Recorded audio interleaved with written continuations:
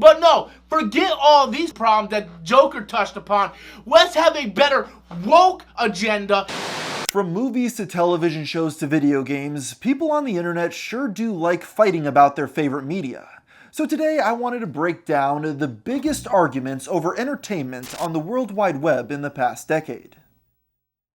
Launching in 2009, the website Kickstarter rapidly became the premier location for anyone with an idea for a project to get the funding which could turn their dream into a reality. Thousands flocked to the site hoping to become millionaires from their projects. Of course, with anyone being allowed to use the service, it goes without saying that many of these campaigns ultimately ended up falling apart or under-delivering on their ambitious promises. While the vast majority of Kickstarter's users tend to be people with very little experience in the world of business, there have been some who have already proven themselves trustworthy with years of work in their respective fields. And that only makes it more notable when they crash and burn so publicly. Tim Schafer got his start making games for LucasArts before founding his own studio, Double Fine Productions, in 2000. With the release of cult hits like Psychonauts, Schafer and Double Fine carved out a niche for themselves in the world of gaming, and gained a highly respectable reputation.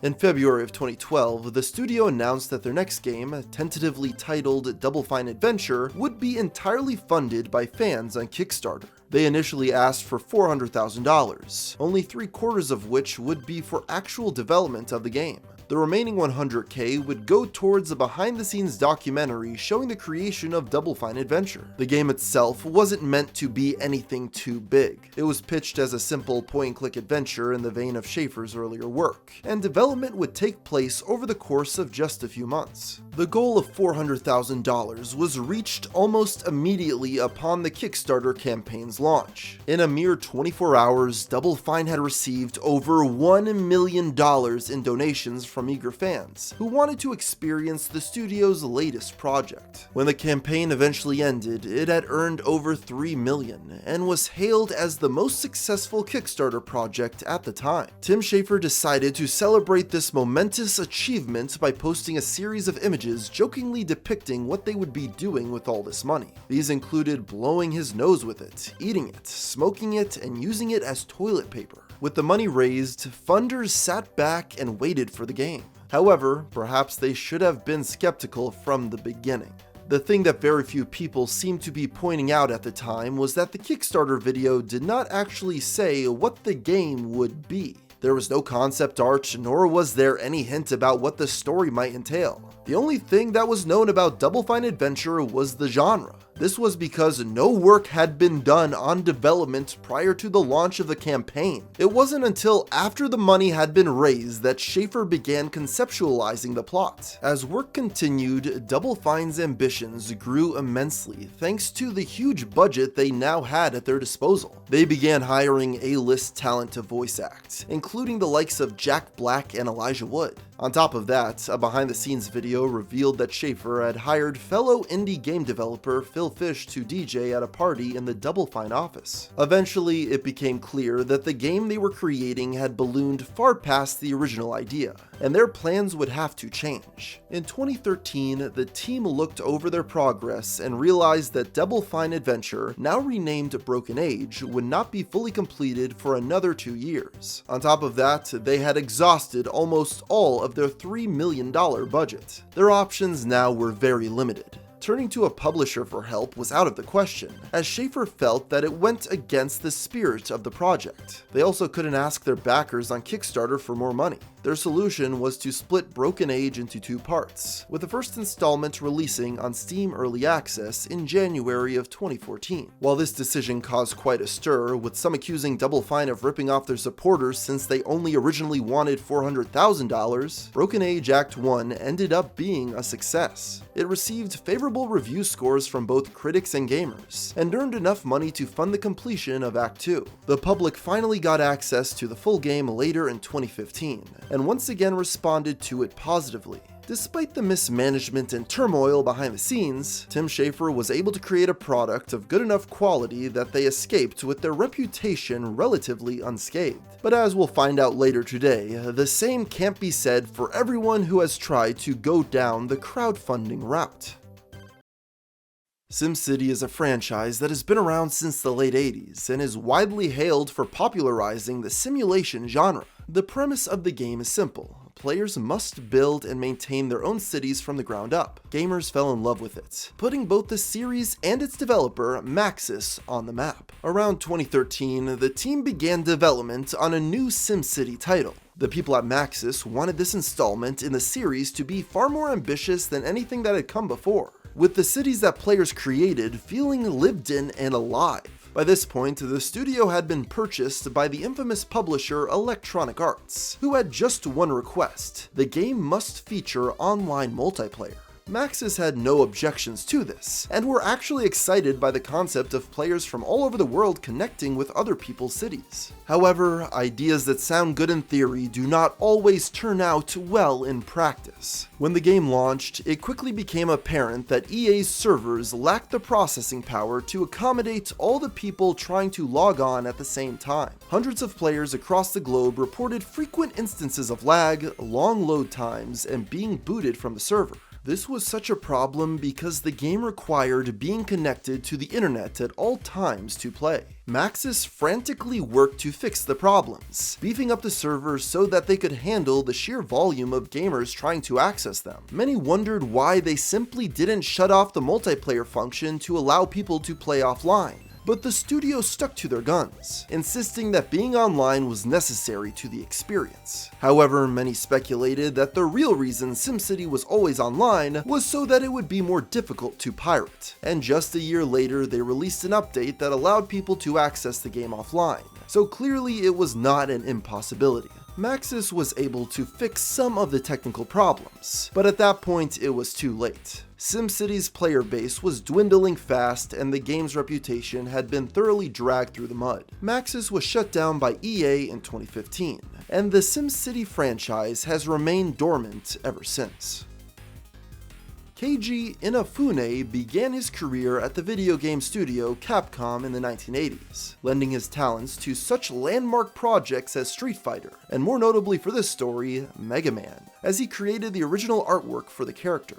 As time went on, Inafune became more and more involved in the development of the series, producing many Mega Man titles throughout the late 1980s. By that point, his name was synonymous with the franchise, becoming well known to gamers the world over. By the end of the 2000s though, Capcom had lost interest in creating more installments for the Mega Man series. Inafune still held a prominent position at the company, but clearly still had a desire to continue making the type of games he had cut his teeth on. So, in 2010, mere months after being promoted to Capcom's global head of production, the prolific developer resigned in order to create his own video game studio named Concept. The team worked on small projects for its first few years, mainly assisting other developers, but eventually their ambitions began to grow. It was time to create the Mega Man game that Capcom refused to make. Inafune wanted this game to be for the fans, and decided that the best way to do that would be to have them help fund it via Kickstarter. Mighty No. 9 was unveiled to the world on August 31st, 2013, and fans were thrilled at the promise of a return to the 2D platform shooter gameplay they loved so much. The goal of $900,000 was reached in just a matter of days, and by the end of the campaign, just over a month later, Concept had raised over $3.8 million. The hype was astronomical amongst gamers, and Inafune seemed very aware of this. He spoke often about his desire to expand the Mighty No. 9 brand, and was even in talks with Contradiction Films to make a live-action movie about the character. Concept had also partnered with Japanese studio Digital Frontier to develop an animated series, and a brief teaser for it was released in July of 2014. The developer also expressed a desire to create more Mighty No. 9 content, including comics and a live-action TV series. But it's important to keep in mind that, at this point, the only gameplay footage that had been released publicly was a 3-minute test with unfinished graphics. Also in 2014, Concept announced further crowdfunding would be required in order to add bonus content to Mighty No. 9, including English voice acting. By this time, fans were becoming skeptical about what was going on behind the scenes, wondering where their $3 million had gone. The final straw came later in 2015, when Concept launched yet another Kickstarter campaign for a new game in the mighty No. 9 universe titled Red Ash: The Indelible Legend. Backers of the original project were enraged by this, wanting to know why Inafune was asking for more money when they still hadn't received the game they had been promised years prior. As if this weren't bad enough, mighty No. 9 backers were becoming frustrated with more than just the development time. Accusations were being spread that Dinah Karam, Concept's community manager, had been banning people from the forums who didn't agree with her personal political views. Specifically, it was alleged that she was blacklisting anyone she suspected to be supporting the Gamergate movement. In addition, leaked chat logs revealed that Karam was using her influence behind the scenes in order to inject alleged SJW politics into the game, such as changing the races and genders of various characters. Eventually, Karam was let go, but her time in office still left a bad taste in the mouths of many fans. By this point, public perception had turned on Concept and Inafune. Mighty No. 9 had encountered multiple delays, and the team was running out of excuses. When the release date was pushed back to 2015, the official reason given was that they needed time to develop the multiplayer feature. Fans pushed back, saying that this was something that could have easily been added after release, but Concept stood their ground and insisted that it needed to be included in the game at launch. Another delay in early 2016 was blamed on a few bugs that still needed to be ironed out, leading some more optimistic fans to think that the game was almost done. However, those hopes were dashed when a new trailer was released a few months later. Not only did many viewers accuse the voiceover narration of being obnoxious. You kill an enemy and you can absorb their power-ups, stuff that'll make you faster and stronger and make the bad guys cry like an anime fan on prom night. But countless people expressed their disappointment with the graphics. Mighty No. 9 had been in development for years and was set to release in just 1 month, but the game still looked unfinished. A running meme in the community was to compare the explosion effects showcased in the trailer to a cheese pizza. Even Sonic the Hedgehog, a franchise infamous for publishing buggy and unpolished games, mocked Mighty No. 9 for this on Twitter. At the very least though, the game was now finally being distributed. On June 21st, 2016, the long-awaited project was finally given to the public via digital distribution methods. Backers would still have to wait a little longer to get a physical copy. Gamers playing it at launch soon noticed a plethora of glitches and painfully long loading times combined with the unfinished graphics showcased in the trailer. In fact, a few Wii U players reported their consoles being completely bricked while playing Mighty No. 9. This particular bug was quickly fixed in an update, but that didn't change the terrible review scores that the Kickstarter-funded project was receiving. Once again, even Sonic the Hedgehog joined in to mock Concept for their disastrous launch. Things didn't get much better when the physical copies were shipped out either, as backers quickly discovered that the manual included with the game was too big to fit in the box. Today, Mighty No. 9 is remembered as one of the biggest failures in Kickstarter history. Even after multiple years of delays, the game was still released buggy and unpolished, and the multimedia franchise promised by Inafune never came to fruition. At the very least, it proved that there was still public interest in a classic Mega Man game, something that Capcom clearly took note of. In 2018, the studio released Mega Man 11, an official continuation of the series with a much better response from critics and fans. Hello Games started off as a tiny indie studio with big aspirations. After proving their skills with a string of moderate successes, they decided to begin work on a game that would hopefully be their magnum opus, a space exploration simulator that would procedurally generate new planets to traverse, theoretically creating a limitless amount of content. The team quickly put together a trailer for their idea, and No Man's Sky was unveiled to the world at the 2013 VGX Awards. The hype for the game was instantaneous. People were enthralled by what Hello Games was promising, and the fact that it was being developed by a studio with less than a dozen employees made it all the more impressive. No Man's Sky soon received funding assistance from Sony for marketing and publishing, and became one of the first indie games shown off on the main stage of E3 2014. One of the founders of Hello Games, Sean Murray, soon became the face of the project as he engaged in multiple interviews during No Man's Sky's development. Every time he spoke about the game publicly, Naturally, hype grew exponentially as new features were announced. Murray spoke about the incredible worlds that would be explored, the wide variety of playstyles available, and the limitless possibilities within the world. No Man's Sky was being pitched as a thriving, living universe, where players from around the world could potentially run into each other randomly within the endless expanse of outer space. Even celebrities were excited. Murray had meetings with the likes of Elon Musk, Kanye West, and Steven Spielberg, all of whom were interested in what Hello Games was creating. As the release date grew closer, anticipation was astronomical. Gamers everywhere counted down the days until they could explore the outer space sandbox, and some people even believed it would be the single greatest video game ever made. The hype was so intense that when it was announced that No Man's Sky would be delayed by just 6 weeks, Murray and his staff received death threats. Yes, there were some people who would do anything to play this game as soon as possible. 2 weeks before the release date, a PS4 copy of No Man's Sky was listed for auction on eBay. Nobody knows for sure how exactly it got there, but it was purchased for a whopping $1,300. This fan then proceeded to post a video of himself playing the game for about 20 minutes. While he gave it a favorable review, he pointed out several bugs and crashes that he hoped would be ironed out upon its release. In response, Sony frantically shut down any video footage of the leak, and Sean Murray went to Twitter to encourage fans not to spoil the experience for themselves. While expectations were still high, this event certainly shook the faith of those who were looking forward to playing in No Man's Sky.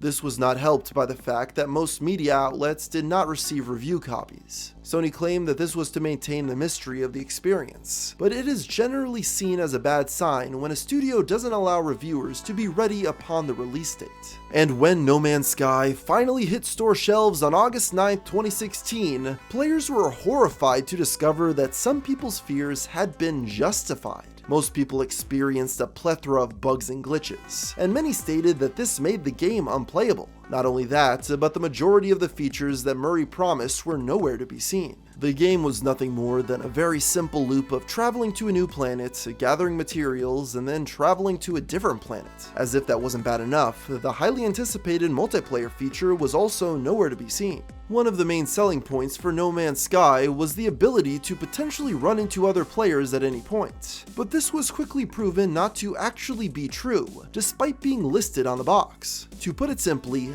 the public was lied to. The majority of the blame was placed on Sean Murray. People accused him of lying the entire time, tricking people into giving him money and then releasing a bare-bones product. Sales dropped, review scores plummeted, and Hello Games once again received violent threats. The reputation of No Man's Sky had taken a complete 180 in just a few days. What was once seen as an incredibly ambitious project by an up-and-coming studio was now viewed as nothing more than a scam, orchestrated by a greedy con artist. In most situations like this, the studio would choose to cut their losses and move on to the next game. However, Sean Murray had other ideas. A few months later in November, No Man's Sky received its first major update, titled Foundation. It included a new base building feature as well as the option to play the game in either creative or survival modes. And as time went on, Hello Games continued to add more updates, both ones that were promised in the initial press tour and entirely new ideas, all completely for free. In fact, No Man's Sky continues to be updated even to this day. Many gamers will never completely forget the sense of betrayal they felt towards Hello Games after No Man's Sky's initial launch. But thanks to these updates, Murray and his associates managed to crawl themselves back out of the mud and regain the respect of many in the online gaming space.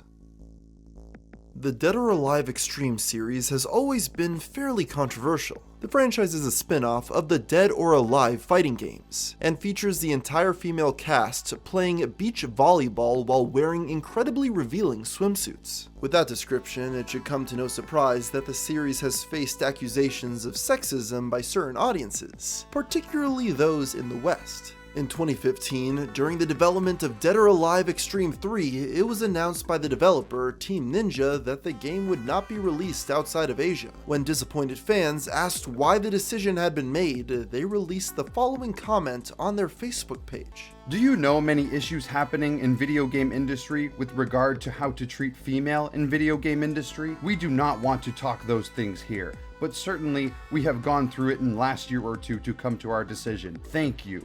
This post was soon deleted, and Dead or Alive's publisher, Toei Tecmo, stepped in to offer a more official statement on the matter. They claimed that what was written on Facebook was merely the opinion of a single employee, and the limited release was actually due to DOA's limited audience in America. On top of that, they made sure to stress that the game featured an English language option, and Japanese copies would be playable on Western consoles. Nevertheless, the decision not to release the game in the United States caused outrage amongst many fans. As a result, the import site PlayAsia proudly proclaimed on Twitter that they would be selling the game on their storefront.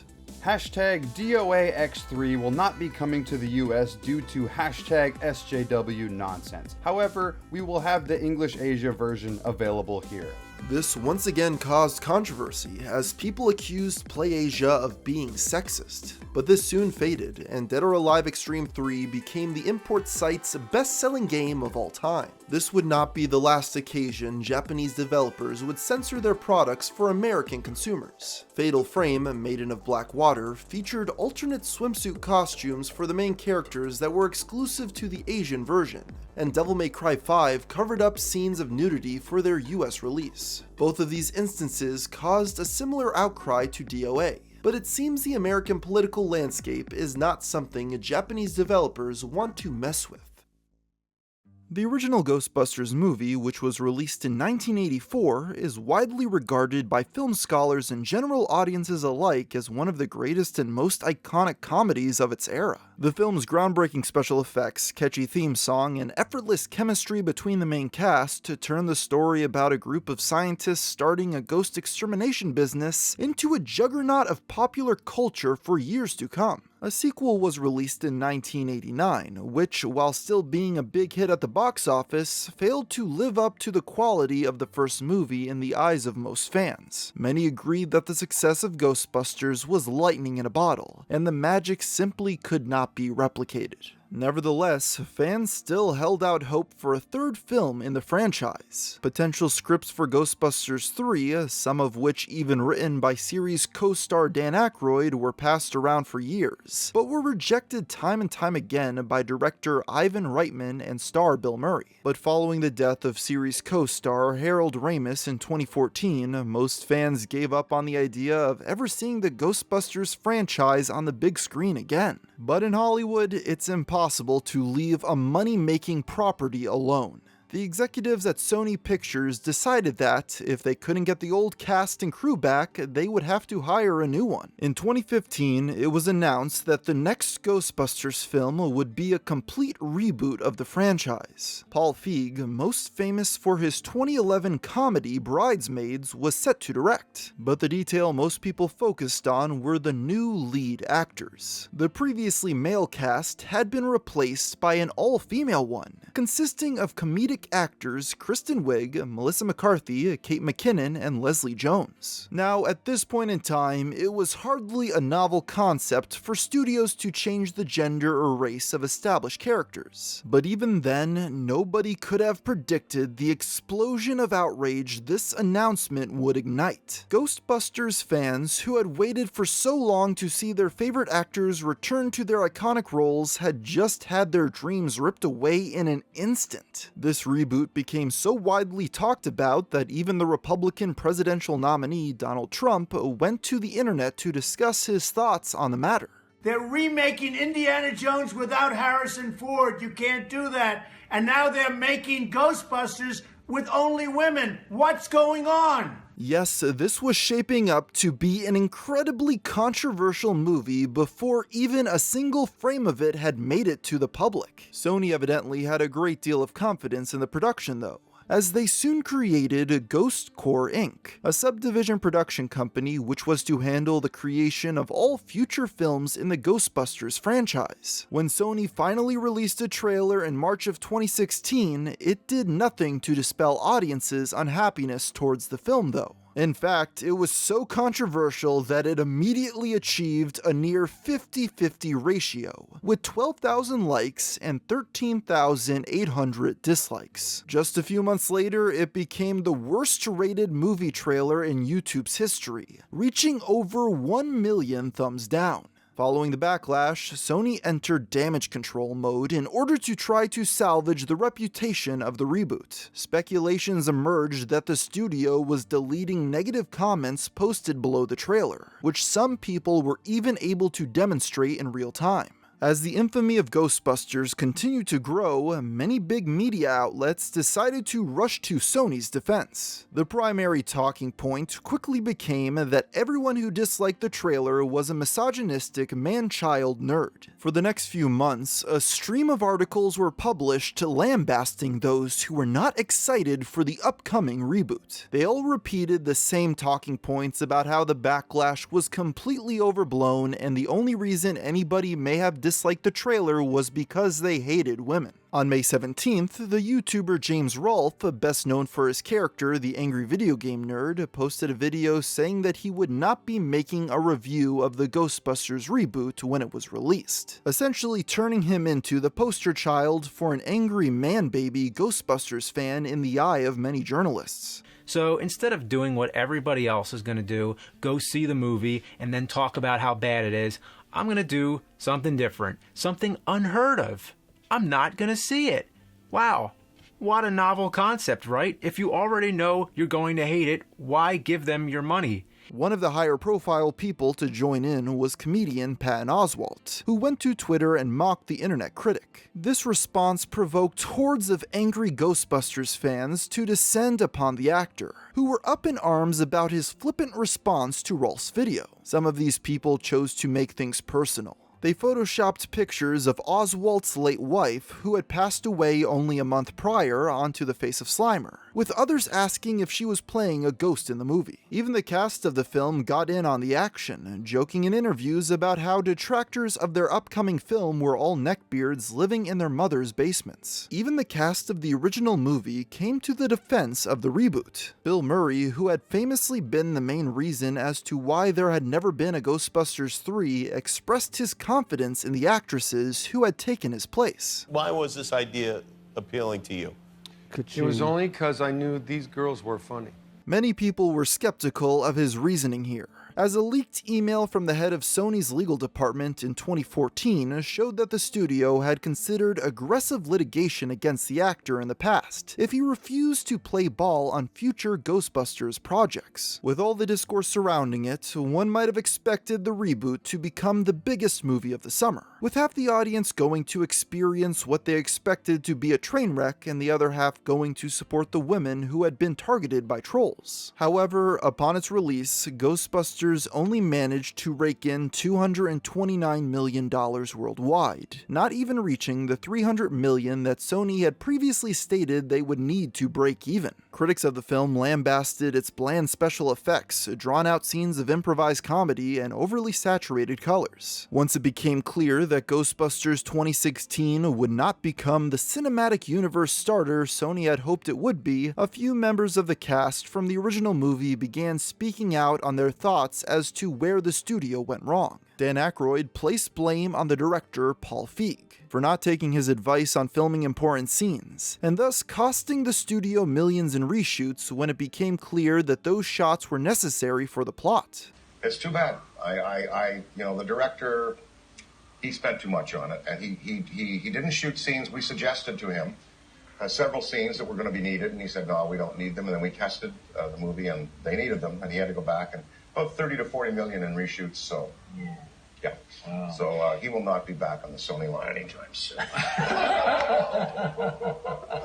However, Aykroyd would later walk back this statement. In the aftermath, the film's co-lead Leslie Jones began receiving a barrage of hateful comments on Twitter, many of which targeted her based on race. The most aggressive of these posts would compare the actress to the original Ghostbusters TV show from 1975, in which one of the team members was a gorilla. Among those taunting her was the infamous right-wing provocateur Milo Yiannopoulos. He would join in on making fun of her appearance, and even fabricated fake tweets by the comedian to make it seem like she was anti-Semitic. Throughout all of this, he would show no remorse, and rationalized his behavior because, quote, everyone gets hate mail. This eventually resulted in Jack Dorsey stepping in and Milo's Twitter account being suspended permanently. While his fans did start up a campaign dubbed Free Milo in an attempt to get him reinstated, Twitter upheld the ban. One of his defenders was YouTube commentator Shuanhead, who claimed Milo's statements weren't that hateful. Yeah, you can't control your followers, and his tweets weren't hateful at all, really. They were just... Oh, he did imply that she was a man, but... She looks like a man. She looks... That's She's not ugly. racist. She's just ugly. Following this, Joan's website was hacked and defaced with photos of her driver's license and nude images which had been stolen from her iCloud account. It's not clear if the hackers did this in response to Milo's ban from Twitter, but given the timing, most people believe the two events were connected. It was at this point that the vitriol surrounding Ghostbusters 2016 hit its peak and began to die down somewhat. Both those who loved and hated the films seemed to agree that things had gone too far. While this may have been the end of the story for female Ghostbusters, it wouldn't be long until the internet found a whole new target to get outraged at. Starting with the Gamergate movement in 2014, the war between gamers and game journalists has raged on. It's become a stereotype that people who review video games often aren't very good at playing them, and there are a couple of noteworthy examples that are pointed to in order to prove this statement. On May 12th, 2016, the day before the launch of the highly anticipated Doom reboot, Polygon uploaded a video showcasing the first 30 minutes of gameplay. This was an ongoing series for the Gaming Press website, and was a standard part of coverage for most big releases. However, this video was different. Viewers quickly took note of how poorly the game was being played. The person holding the controller was frequently missing shots, awkwardly stumbling around the map, missing obvious chances to perform glory kills on enemies, and in general seemed to have a poor grasp on first-person shooter mechanics. Once this video was made public, the internet joined together in mocking it. Polygon already had a poor reputation in the gaming landscape, and this was used as further proof that they were an untrustworthy source for gaming news. But many onlookers simply wondered why such a hotly anticipated new game had been given to someone who clearly had little experience with first-person shooters in the first place. For a few days, Polygon was the laughingstock of the video game world, and they did not take it well. Instead of deleting their upload, they chose to disable likes and comments in order to cover up the negative response as best they could. But this would not be the last time a gaming journalist made a fool of themselves for playing a game poorly. In August of 2017, a journalist for VentureBeat by the name of Dean Takahashi traveled to the Gamescom convention in Germany. While there, he was given the opportunity to try out several upcoming releases, including the indie favorite Cuphead. Despite his self-confessed ineptitude at the 2D side-scroller genre, Dean gave it a shot and recorded his gameplay. When the footage was sent back to his fellow VentureBeat staff members, they found it so amusing that they decided to upload it to YouTube. Viewers also found entertainment in how bad this gameplay was. The most notable part of this footage came at the very beginning, as the journalist tried and failed for 90 seconds to overcome the very first simple obstacle in the tutorial. While he was able to finally escape the training sequence after another minute of trial and error, he was unable to make it past even the first level, despite trying for nearly half an hour. Much like the Doom gameplay from Polygon, audiences mocked the critic and wondered how he even got a job in gaming journalism. However, the response from VentureBeat was very different than that of Polygon. They kept rating and comments on their video public for all to see, seemingly enjoying the outrage it was causing. Dean, on the other hand, was less amused. He engaged in several back and forths on Twitter with people who were making fun of him, and seemed defensive about the level of scrutiny he was now receiving. Gamers also began digging into his history, and found a review Dean had written for Mass Effect in 2007, in which he criticized the game for its difficulty while seemingly not realizing he was supposed to level up his character. Eventually, Dean published an article apologizing to those who were upset with his footage, and to other gaming journalists who had faced scrutiny due to his lack of skill, stating he had misread the climate in which it was received. He once again reiterated that he was aware of how bad he was at the game, and assured readers that a more skilled critic would be writing VentureBeat's official Cuphead review. The Super Mario Bros. Series is one of the most popular gaming franchises in the world. In 2017, its latest installment, Super Mario Odyssey, was shaping up to be one of Nintendo's biggest releases yet. One of the new features in this game was the ability to dress up Mario in a variety of different outfits, rather than simply his standard overalls and red hat. While most of these alternate costumes were completely innocuous, one stood out from the crowd and caught people's attention. In Odyssey's Mexico-inspired desert world, players were able to purchase a sombrero and poncho for Mario to wear. This outfit was featured heavily in the marketing in order to show off the wide variety of new clothes available to the titular plumber. Some people took offense to this choice though, stating that the use of the clothing was cultural appropriation. Posts of this nature were few and far between though, and anyone expressing this sentiment on Twitter was quickly dogpiled by Mexican people, claiming that they had no problem with the depiction of their culture. Nevertheless, Nintendo clearly didn't want to deal with any sort of negative press. While the sombrero remained in the game, the image of the costume was quickly removed from Odyssey's box art prior to release.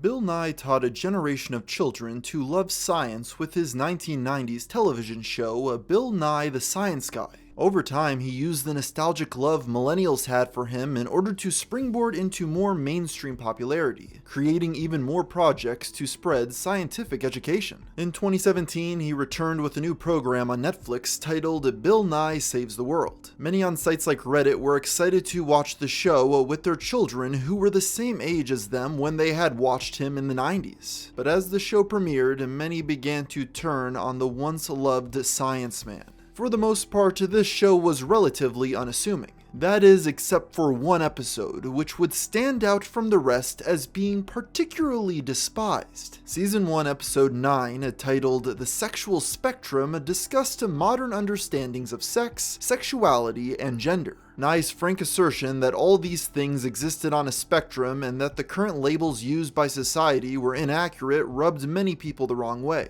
But it was his method of expressing this that really irked these online watchers. The first thing that really caught mass attention was a short cartoon depicting sentient ice cream cones, with Vanilla trying to convert all other flavors to be like him in an allegory for gay conversion therapy. Audiences objected to this for a few reasons. One, they felt as though the presentation of the short was talking it down to the audience. And two, some claim that the cartoon's conclusion undermined its own point. While Vanilla was chastised for trying to make the other types of ice cream more like him, it ends with them coercing him into what is best described as a gay ice cream orgy. On top of this, even people who agreed with the larger point of the episode expressed frustration with how the animation seemed to depict LGBTQ lifestyles as being exclusively sexual and deviant. But that ended up not even being the standout moment of the episode. At the very end, Bill Nye brought comedian Rachel Bloom out on stage in order to perform a song titled My Sex Junk. Unlike the cartoon, no amount of description could do this performance justice. It can only be seen to be believed. 'Cause my sex junk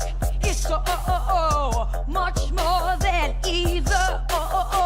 No matter how people felt about the episode as a whole, it was unanimously agreed that this song was not very good. Even though this was the most talked about installment of Bill Nye Saves the World, the show still faced a couple other smaller controversies. The second episode discussed the topic of alternative medicines. Bill brought out one of his writers to ramble on about cultural appropriation, with many wondering what this had to do with science. But stop using Asian wallpaper for street cred. I see what you're doing, and it's stupid. Another clip that courted controversy was of a panel discussion about ways to combat climate change. At one point, the topic of population control came up, prompting the following exchange. So should we have policies that penalize people for having extra kids in the developed world? So I do think that we should at least consider it. Well, at least consider it is like do it. This was also spread around online, with most vocal critics accusing Nye of wanting the United States to adopt a one-child policy like the Chinese Communist Party. This outrage did not get as far as the others though, since many more people who watched the full clip argued that the conversation was much more nuanced, and the majority of people on the panel were firmly against the idea. Still, this collection of moments have cemented Bill Nye Saves the World as a miss in the eyes of many of his once fervent fans. But this would only be the first of many skirmishes in the television wars of the World Wide Web. In the mid-2010s, Warner Brothers had gone all in on their DC Extended Universe film franchise in an attempt to compete with Disney's Marvel Cinematic Universe. Among the movies in their lineup was Wonder Woman, directed by Patty Jenkins, and starring Gal Gadot as the titular heroine. Many news outlets took note of the significance of this, as it was the first comic book movie from a major studio to feature both a female protagonist and director. One might expect this to cause another online scuffle, but the film was actually well received by all parties, with no one accusing it of being SJW propaganda. But while the film itself did nothing to provoke such controversy, a third party would come in and throw a wrench into things. You see, in celebration of the diversity on display, the Alamo Drafthouse Theater in Austin, Texas announced that they would be hosting a screening of Wonder Woman which only women would be admitted to. Other Alamo Drafthouse locations across the country soon followed suit, with the Brooklyn Theater writing on their social media, "Apologies, gentlemen, but we're embracing our girl power and saying no guys allowed for several special shows at the Alamo downtown Brooklyn. And when we say women and people who identify as women only, we mean it. So lasso your geeky girlfriends together and grab your tickets to this celebration of one of the most enduring and inspiring characters ever created." As can be expected, this announcement caused quite a stir online. The news quickly spread like wildfire as people from all corners of the web chimed in with their opinions. Supporters of the idea claimed that it wasn't a big deal. It was simply one screening of a movie that would be shown thousands of times across every theater in the country. Meanwhile, detractors claimed that the supporters were being hypocritical, as if it had been an all-male screening of the film, surely everyone would have been crying discrimination. Unlike with Ghostbusters, it seemed like this controversy was good for business, as many of these screenings were selling out. At least, that's how it started. It wasn't long until two people, including law professor Stephen Clark, came along and filed formal complaints to the city of Austin against the theater chain. Alamo Drafthouse had apparently not taken into account that Austin's equality laws did not allow businesses to refuse service based on race, gender, or sexual orientation. The theater chain was forced to make a statement claiming that, despite their advertising, they would not have actually turned away men who showed up for the screenings. The case was later settled out of court, with the men who filed complaints receiving free copies of Wonder Woman on DVD. Unrelated, Alamo Drafthouse would later file for bankruptcy in 2021 in the midst of the COVID-19 pandemic, with the Austin location closing its doors permanently. A common theme in modern gaming is publishers attempting to wring as much money as they possibly can from players, even after they've bought their product. During the mid-2010s, one of the most popular methods of doing so was with loot boxes. Essentially, a loot box is something that players can buy with either in-game or real currency that will randomly drop a small amount of items. As time went on, gamers began to get more and more frustrated with these types of mechanics, but the fact that the majority of items gained from loot boxes were purely cosmetic meant that they were able to overlook the annoyance to enjoy the game. However, it was only a matter of time before a publisher took things too far. In 2016, Electronic Arts announced that they had begun development on Star Wars Battlefront 2. This was met with skepticism by some fans, as the first game in the series, which was released in 2015, had received mixed responses, particularly due to its use of a season pass system in order to further monetize additional content. But the publisher assured them that the sequel would be moving away from such mechanics, and early gameplay footage looked good enough that it was able to get many gamers on board, but an air of uneasiness still hung over many people's heads. After all, there was a reason why EA had been voted the worst company in America multiple times in a row. The trouble started when the beta tests were opened up for the online features. Players quickly noticed that the Season Pass had been swapped out for a new form of monetization, the infamous loot boxes, and their use in Battlefront 2 was different from other games prior. Rather than dropping cosmetic items, these in-game purchases awarded players with improved stats, as well as giving them the ability to play as fan-favorite Star Wars characters. People who bought the game objected heavily to this, stating that this change gave an unfair advantage to those who were willing to spend extra money. A spokesman for EA defended their decision to put stat boosts in loot boxes rather than cosmetic items, by saying that they didn't want to devalue the integrity of the Star Wars canon. Darth Vader in white probably doesn't make sense compared to Darth Vader in black. Not to mention, you probably don't want Darth Vader in pink. No offense to pink, but I don't think that's right in the canon. Unsurprisingly, fans were not happy with this explanation. One person even decided to mock EA's statement by modding a pink Darth Vader costume into the game. And as time went on, players began to realize that the microtransaction problem was even worse than they initially thought. While loot boxes were purchased with real-world money, they could also be exchanged for credits earned by simply playing the game. On the surface, this may sound like a positive, though people soon calculated the time it would take to gain enough credits to earn just one popular Star Wars character at around 40 hours. To many, it was obvious that EA had done this in an attempt to encourage users to pay money rather than waste all that time. In response to the growing outrage, EA published another statement in the form of a Reddit comment.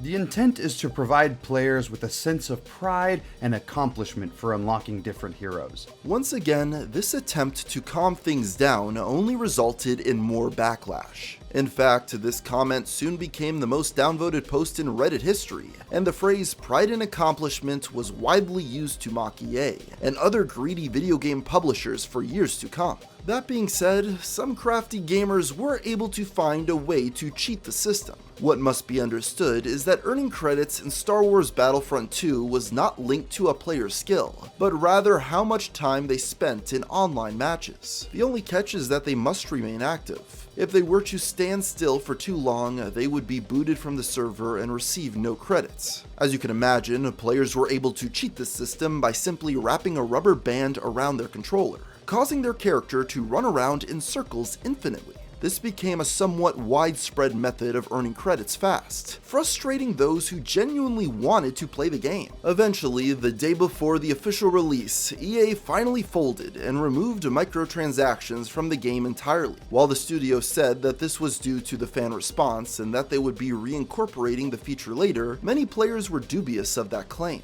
This was because, just a day prior to this, the Belgian Gambling Commission had launched an investigation into Star Wars Battlefront 2, and all other games that included loot boxes. Eventually, while they did determine that the random loot drops were indeed illegal under Belgian law, EA's decision to remove microtransactions put them in the clear for the time being. After this, several other governments across the world began investigating the video game industry for the same reason. Courts in the Netherlands and the UK ruled that loot boxes should be regulated as gambling. Even lawmakers in the United States were speaking out against the practice. Legislators in Hawaii introduced a bill to have loot boxes banned in their state. This game is a Star Wars themed online casino designed to lure kids into spending money. It's a trap. Some of you folks who are a little older may remember a character by the name of Joe Camel. He's not around anymore, and we didn't allow Joe Camel to encourage your kids to smoke cigarettes, and we shouldn't allow Star Wars to encourage your kids to gamble. While this particular bill was never passed, it only went to show how bad the situation had become. The effects of the Star Wars Battlefront 2 fiasco are still felt today. Over time, EA slowly reintroduced microtransactions to the game, although they can only be used to purchase cosmetic items. In addition, although they are not gone entirely, loot boxes are a far less common sight in modern gaming. In 2012, the Walt Disney Company purchased Lucasfilms, owners of the uber-popular Star Wars franchise, for over $4 billion. Clearly, Disney hoped to make an enormous profit with this new acquisition as they quickly set to work announcing a tidal wave of new Star Wars content. Chief among these was the confirmation of a new trilogy of films which would reunite the fan-favorite characters of the original movies with a newer, younger cast. The first of these motion pictures, titled The Force Awakens, was an incredible success, earning over $2 billion at the box office. The film received its fair share of criticism, but despite this, the majority of the audience agreed that the movie was a fun crowd pleaser, and they eagerly awaited the next installment. 2 years later in 2017, Star Wars Episode 8, The Last Jedi was released in theaters, and fans poured in to see how writer and director Rian Johnson would continue the story set up by J.J. Abrams. However, after watching the film, there were many who were not satisfied with what they got. Even though most of the negativity was directed at Johnson, the film's cast also received abuse. Kelly Marie Tran, who played Rose in the film, received a slew of angry comments from people claiming her character ruined the movie, and many of these messages were racially charged. After months of hate, Tran deleted her Instagram account in June of 2018. This was not the first time a new Star Wars actor had left the internet following a wave of abuse. A couple years prior, Tran's co-star Daisy Ridley had deleted all of her social media due to criticism of her character Rey. This was the major factor which caused a large number of people to begin to point the finger at these fans and accuse them of being sexist. Because of this, the Star Wars fanbase gained a very negative reputation from journalists, and a massive rift was created between those who loved the new content Disney was creating and those who despised it. It didn't help that many of the people involved in the production weren't happy with the direction taken either. Mark Hamill, the actor behind Luke Skywalker, reportedly told Rian Johnson during filming, "I pretty much fundamentally disagree with every choice you've made for this character." Luke would never say that. I'm sorry. Well, in this version, see, I'm talking about the George Lucas Star Wars. This is the next generation of Star Wars, so I almost had to think of Luke as another character. Maybe he's Jake Skywalker. He's not my Luke Skywalker. Hamill would later go on to state that he regretted this comment, but those who hated The Last Jedi used it as proof that Disney was destroying the legacy of the original films. In June of 2018, a website was created named RemakeTheLastJedi.com. The creators of this site asked fans to send in pledges which would then be sent to Disney and Lucasfilm in order to fund a complete ground-up remake of the motion picture. This is a campaign to provide Disney an opportunity to course correct with the Star Wars franchise. The fans are completely divided, and the core goal of Star Wars has been abandoned. The goal is not to make one half of the fandom happy over the other, it is to make a film that the fandom in general, as a whole, enjoys. This project was mocked by fans across the spectrum, ironically uniting both those who loved and hated The Last Jedi in ridiculing it. There were many who believed it to be nothing more than a scam, although the creators promised that the producers behind the project had already pledged to cover the budget. Even Rian Johnson made fun of it, sarcastically pleading on Twitter for them to go through with the film. Not surprisingly, the remake never ended up happening. The website has since been deleted, and the Twitter account has been inactive since March of 2021. Although even in their final tweet, they were claiming to still be moving forward with the project. All of the divisiveness surrounding The Last Jedi caused public interest in the Star Wars franchise to dip. Their next movie, Solo: A Star Wars Story, performed well below expectations, reportedly losing Disney around $77 million. This was not the only reason Solo failed, but the reception to The Last Jedi certainly didn't help. The character of Black Panther first appeared in the pages of Fantastic Four number 52 in 1966, created by comic book legends Stan Lee and Jack Kirby. The titular character went on to make history by becoming the first black character from a major comic publisher to star in his own solo title starting in 1977.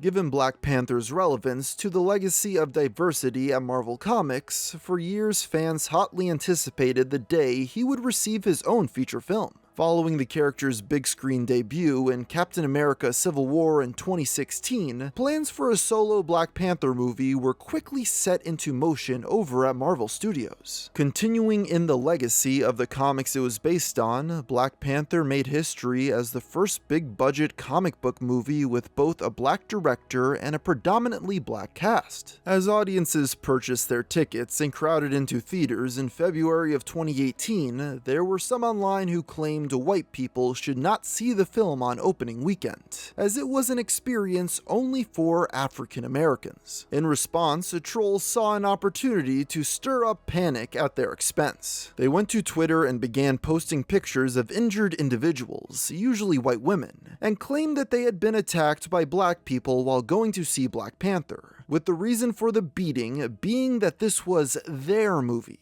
Unsurprisingly, these claims were false. One of the Twitter users even used a photo of former White House staffer Rob Porter's ex-wife, who just that month had gone public about the domestic abuse she suffered from her former spouse. In response to the growing hoax, a few people on the other side of the issue posted tweets claiming to have been assaulted at Black Panther screenings by people wearing MAGA hats and spewing racist insults. It should be noted that there were never any reports of actual assaults during Black Panther screenings, and any actual fear it may have caused was soon overshadowed by the film's earth-shattering success at the box office. Black Panther grossed $202 million in its opening weekend, and by the end of its run had earned over $1.3 billion worldwide. The fictional African nation of Wakanda awed viewers across the globe, many of whom left the theater believing it was a real location. A great deal of the film's characters and lines became instant staples of popular culture, not least of which being the famous Wakanda Forever salute. The gesture was almost immediately iconic, with the cast being asked to replicate it during interviews and press junkets constantly. Of course, with it becoming so widespread, it was bound to be misused. This brings us to September 18th, 2020. The day of Supreme Court Justice Ruth Bader Ginsburg's death, when Twitter user Alexandra Lee Capps went to the site to tell the story of how her daughter reacted to the news. Just told my 10-year-old daughter about #RBG. She had tears in her eyes. Then she did the Wakanda pose and said #RuthKonda forever. This tweet instantly went viral and was mocked by people across the political spectrum, with pretty much everyone denying that the interaction described had ever actually happened. Lee Cap soon deleted her post and her Twitter account, but it didn't stop the internet at large from continuing to laugh at her expense. In fact, the term RuthKonda is still used today as shorthand for people telling obviously fake stories about their children for attention on the internet. On May 23, 2018, EA uploaded the reveal for Battlefield 5, the next installment of their highly popular franchise. This trailer was immediately met with scrutiny, but not for the reason one might expect given the publisher's track record. The point that many fans took issue with was the game's depiction of World War II. What must be understood is that the previous game in the franchise, Battlefield 1, was widely praised for showcasing an accurate and harrowing depiction of the First World War. As such, many viewers were outraged by the colorful, bombastic, and seemingly comedic tone this new trailer was taking. These critics also pointed out several historical inaccuracies, such as characters with prosthetic limbs, and more notably, a woman featured heavily in both the gameplay and on the box art. As can be expected, this backlash was met with a second backlash from people accusing critics of being sexist. Arguments raged over the roles women played during World War II, although these never changed anyone's mind either way. Soon enough, the developers of the game, DICE, would come out and speak in their defense. Battlefield 5's executive producer stated on Twitter that the studio would always put fun over authentic.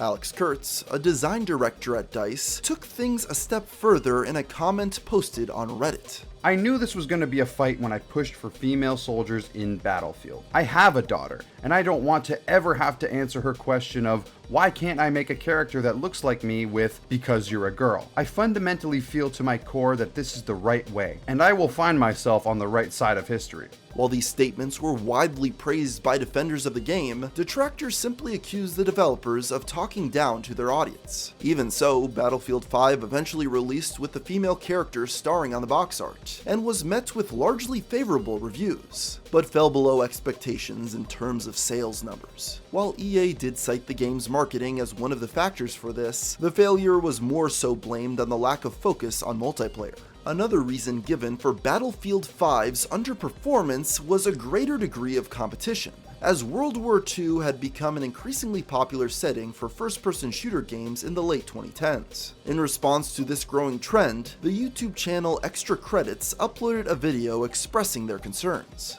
There you are, playing the PvP in your World War II shooter, and all of a sudden, you're a Nazi. You didn't ask for this. You didn't choose this. Yet there it is. And it's treated no differently than playing a British soldier. This video was heavily mocked by nearly the entire internet, receiving an overwhelmingly negative like-to-dislike ratio. Countless comments and response videos poked fun at Extra Credits for seemingly implying that all gamers were in danger of becoming Nazis, simply by playing as them in a video game. While they attempted to defend themselves in the pinned comment under their video, they would eventually unlist the upload. For years, Bethesda was one of the most highly respected and beloved companies in the world of gaming, boasting widely popular series like The Elder Scrolls and Fallout. While there were many who criticized their games for being buggy and unpolished, most fans viewed these as charming quirks rather than flaws. The company's director, Todd Howard, has become the face of the studio over the years, as well as one of the most well-known names in the video game landscape. Yes, they had built a very commendable reputation for themselves, but that would all come crashing down with one disastrous game. It all started on May 30th, 2018, when Bethesda revealed their new project, Fallout 76. Fans had been eagerly awaiting the next installment in the franchise for years, and thus were thrilled by this announcement. Unfortunately, that initial hype was soon dampened during E3 of that year, when Todd Howard explained that Fallout 76 would be Bethesda's first ever online-only game. What needs to be understood is that, in 2018, a growing trend in gaming was the live service model. Essentially, these were games that were constantly online and intended to be played with multitudes of other players across the world. These services would receive frequent content updates funded by in-game microtransactions, theoretically keeping players engaged for years on end. While these services were still a relatively novel concept, gamers were already beginning to grow tired of them. A petition was started to give a single-player mode to Fallout 76, but Bethesda stuck to their guns and kept the game as it was. That's not to say that there was nobody who was still excited. When it was first revealed, there were multiple versions available for pre-order. A person could simply buy the game on its own for $60, or they could purchase the special Power Armor Edition for $200. This version came with several physical gifts, including a canvas bag. When die-hard Fallout fans began receiving their items though, they noticed something was off. Rather than being made from canvas, the bags they found inside their boxes were nylon. As can be expected, people were unhappy about this, and many wrote emails to Bethesda to complain. However, the response they received from the company's support was far more surprising. We are sorry that you aren't happy with the bag. The bag shown in the media was a prototype and was too expensive to make. We aren't planning on doing anything about it. If people were mad before, this tipped the scales into full-on outrage. Bethesda quickly began scrambling to course correct. The Bethesda Store support member is a temporary contract employee and not directly employed by Bethesda or Bethesda Game Studios. We apologize to the customer who took the time to reach out. The support response was incorrect and not in accordance with our conduct policy. While this explained the initial curt email from customer support, it did not quell the storm of angry gamers demanding their money back. Of course, Bethesda did not want to give their customers refunds, but they knew they had to offer something. So they went to Twitter and stated that anyone who was unhappy with the bag they received would be given 500 atoms, Fallout 76's in-game currency. While that might sound like a lot, it actually only translated to slightly less than $5 in real-world money. When this inevitably resulted in more backlash, Bethesda finally realized it was time to cut their losses and just make the canvas bags. However, this process would present its own problems. They set up a website through which people could submit their information to receive their replacement product, but this webpage was soon revealed to have a massive design flaw. Users realized that they could view the full game, home addresses, and credit card numbers of every other customer who had requested a canvas bag. This site was soon shut down. Eventually, players who purchased the Power Armor Edition did start getting the promised canvas bags nearly a year after launch. Even with all the headaches surrounding merchandise though, most fans would have been willing to forgive Bethesda so long as the game was good. Unfortunately, the game was not good. At launch, players immediately noticed a plethora of bugs and glitches, far more than the standard Bethesda release. In fact, with the sheer volume of issues reported, it seemed as though nothing in the game was working as it should. At best, these bugs served as amusing flubs for people to laugh at, but at worst, they made Fallout 76 completely unplayable. People were frequently being booted from servers for apparently no reason, were inexplicably logged into other players' accounts at random, and in a few instances even had their PCs bricked entirely. While most found these bugs to be a hindrance to their enjoyment of the game, others were able to exploit them to their benefit. A few enterprising players were able to find a way into the dev room,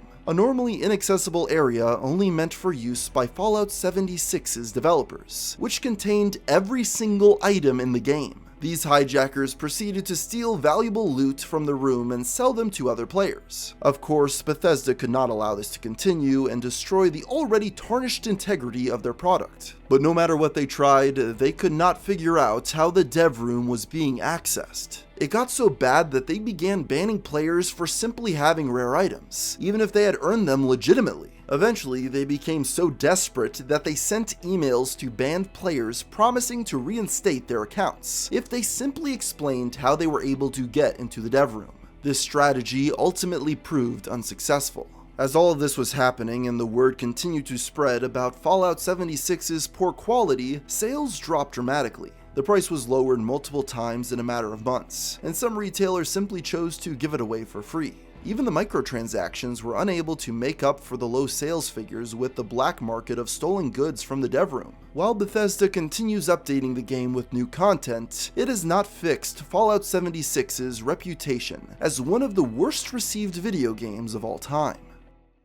As Warner Brothers was looking through their old library of films that could be rebooted, one of the titles they decided to bring back was 2001's blockbuster heist film Ocean's 11. It was announced in 2015, around the same time as the Ghostbusters reboot. The new film would be a spin-off featuring an all-female cast. While the wheels began turning for both projects, production for Ocean's 8 was much slower. Perhaps the studio had been unnerved by the overwhelming backlash and underwhelming financial returns of Ghostbusters. The first trailer for the film did receive a significant amount of dislikes when it was released in December of 2017, but not to anywhere near the degree of Sony's fiasco. As the marketing campaign continued, there were some who complained about it being yet another female-centric retread of a previously male-driven film. Ocean's 8 was a moderate success at the box office when it premiered in June of 2018, making just over $297 million on a $70 million budget. Critical response was lukewarm at best. While most spoke of it positively, very few were offering glowing praise. Even though this lackluster rollout would have been brushed off by many filmmakers, a few members of the heist film's main cast, including Mindy Kaling, spoke about their frustration with the predominant amount of white cis men reviewing Ocean's 8. If I had to base my career on what white men wanted, I would be very unsuccessful. So there is obviously an audience out there who want to watch things like Ocean's 8. This again caused a small amount of controversy online, but it wasn't long before Ocean's 8 left the public consciousness as quickly as it had entered. Any anger people had toward it would soon be overshadowed by a movie cultural war that would put this minor skirmish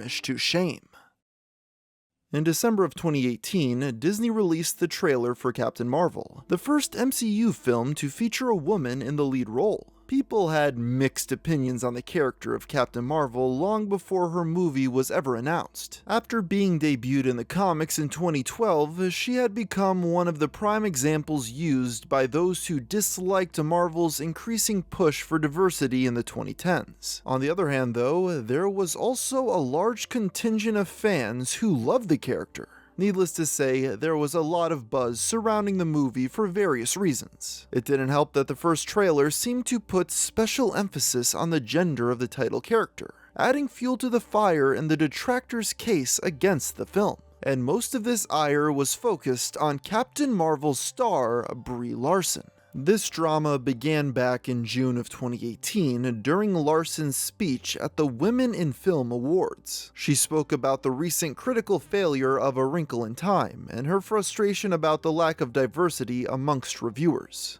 Am I saying that I hate white dudes? No, I'm not. But what I am saying is that if you make a movie that is a love letter to women of color, there is an insanely low chance a woman of color will have the chance to see your movie and review your movie. This quote exploded online, with Larson's critics using it as absolute proof that she hated men and didn't want them seeing Captain Marvel. This expanded something of a new internet subculture, with YouTubers dedicating entire videos to discussing everything the actress did or said. Rumors were spread about how Larson's fellow Marvel cast members all hated her behind the scenes, and how Disney was allegedly already looking to recast her, although it should be noted that none of these claims have ever been confirmed. The most prominent of these channels was The Quartering, who has gone on to put Brie Larson in the title and thumbnail of over 100 uploads. Yes, people who hated Captain Marvel were proving to be an incredibly profitable demographic before the movie had even been released. In the time between Larson's speech and the motion picture's premiere, Captain Marvel's page on Rotten Tomatoes became a heated battleground. People bombarded the audience want to see rating, dropping it all the way down to a staggering 27%. In response, the review aggregate website chose to remove the want to see score altogether. As can be expected, this provoked outrage, but Rotten Tomatoes stood their ground. Around this time, another female-led action movie was being marketed titled Alita: Battle Angel. The film was a longtime passion project for director Robert Rodriguez, who was a fan of the original anime it was based on. More importantly for our purposes, Alita's release date was only a month separated from Captain Marvel's. Because of this, those who despise the upcoming Disney film decided to rally behind Robert's project, in the hopes of teaching Disney a lesson about not using gender identity politics to market a film, as well as hopefully curbing the mainstream narrative that they only hated Captain Marvel because they were sexist. When Alita: Battle Angel premiered in February of 2019, it made an impressive $405 million at the box office. Just as its supporters were celebrating victory though, Captain Marvel debuted a month later and grossed over $1 billion. However, the detractors did not consider this a defeat. They once again turned to Rotten Tomatoes, citing the disparate audience scores as proof that Alita had triumphed. It received 92% positive ratings, as opposed to Captain Marvel's score, which hovered around the mid-40 to low 60 range. But the real winner of all this was actually Disney. That month, they had purchased 20th Century Fox, the studio behind Alita: Battle Angel, meaning that they collected the money for both films and ended up laughing all the way to the bank.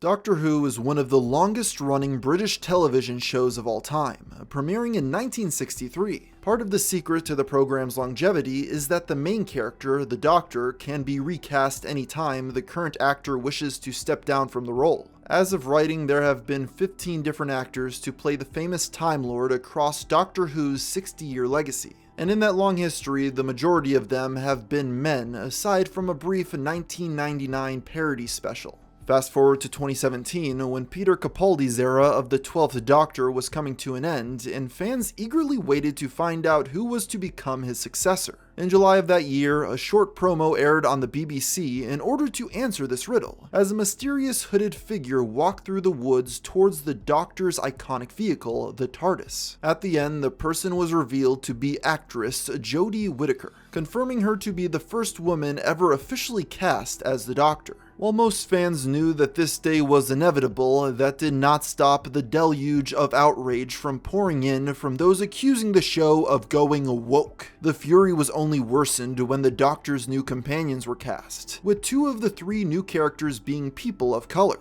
Even before the announcement was made, there were some fans who had been accusing Doctor Who of being SJW propaganda for years. They believed that over the previous few seasons, female characters had been written to be overly competent and dominant compared to the men, and many of the jokes seemed to come at the expense of males, but others fought back against this notion. What must be understood is that along with the new actor also came a new showrunner, a man by the name of Chris Chibnall. He was a lifelong fan and already had the respect of critics and audiences due to his show Broadchurch. Those who were optimistic for this new era of the sci-fi program believed that Chibnall would be able to solve the problems that people had been complaining about. And as the new season of the show began, things seemed like business as usual for this sort of controversy. Looking at the Rotten Tomatoes page for season 11 reveals wildly different scores between critics and audiences, a phenomenon which is very common when a piece of media takes a turn toward what some deem as liberal propaganda. However, the people who were criticizing it might not be what one would expect. While there were audiences who leaned more to the right to accuse the show's writing of being too left-leaning, those on the left claimed the opposite. As an example, the episode Kerblam attempted to provide commentary on our society's increasing dependency on automation, specifically Amazon.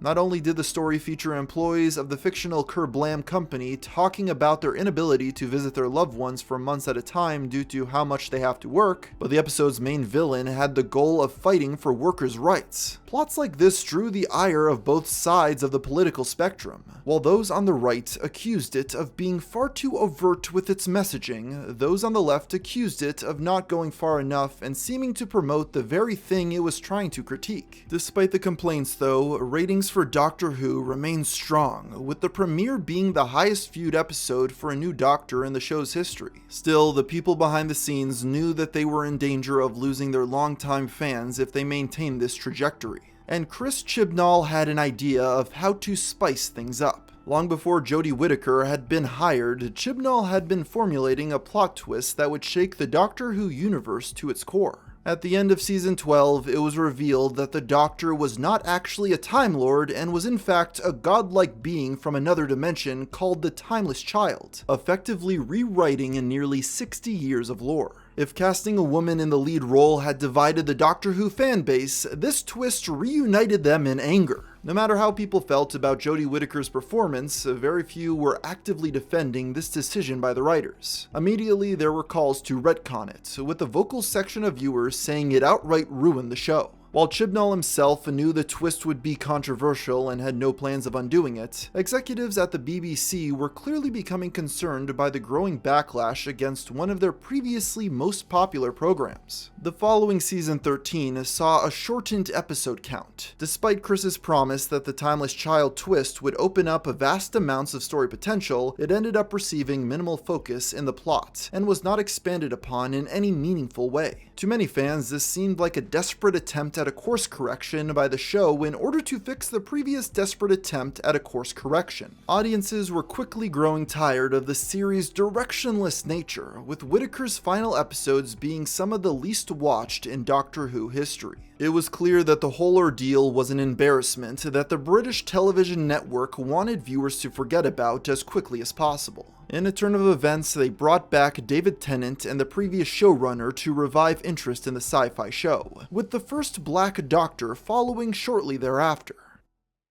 The Teen Titans became icons of DC after Marv Wolfman and George Perez's landmark comic book series in the 1980s. The team of young adult superheroes only became more popular in the mainstream when they received a TV cartoon adaptation in 2003. For years, executives at Warner Brothers tried to get this highly marketable IP into a live-action format. Development began all the way back in 2014 for a show intended to air on the TNT network, but as time went on, the project gradually shifted to the short-lived DC Universe streaming service instead. The first trailer for the show, now titled Titans, premiered at San Diego Comic-Con in 2018.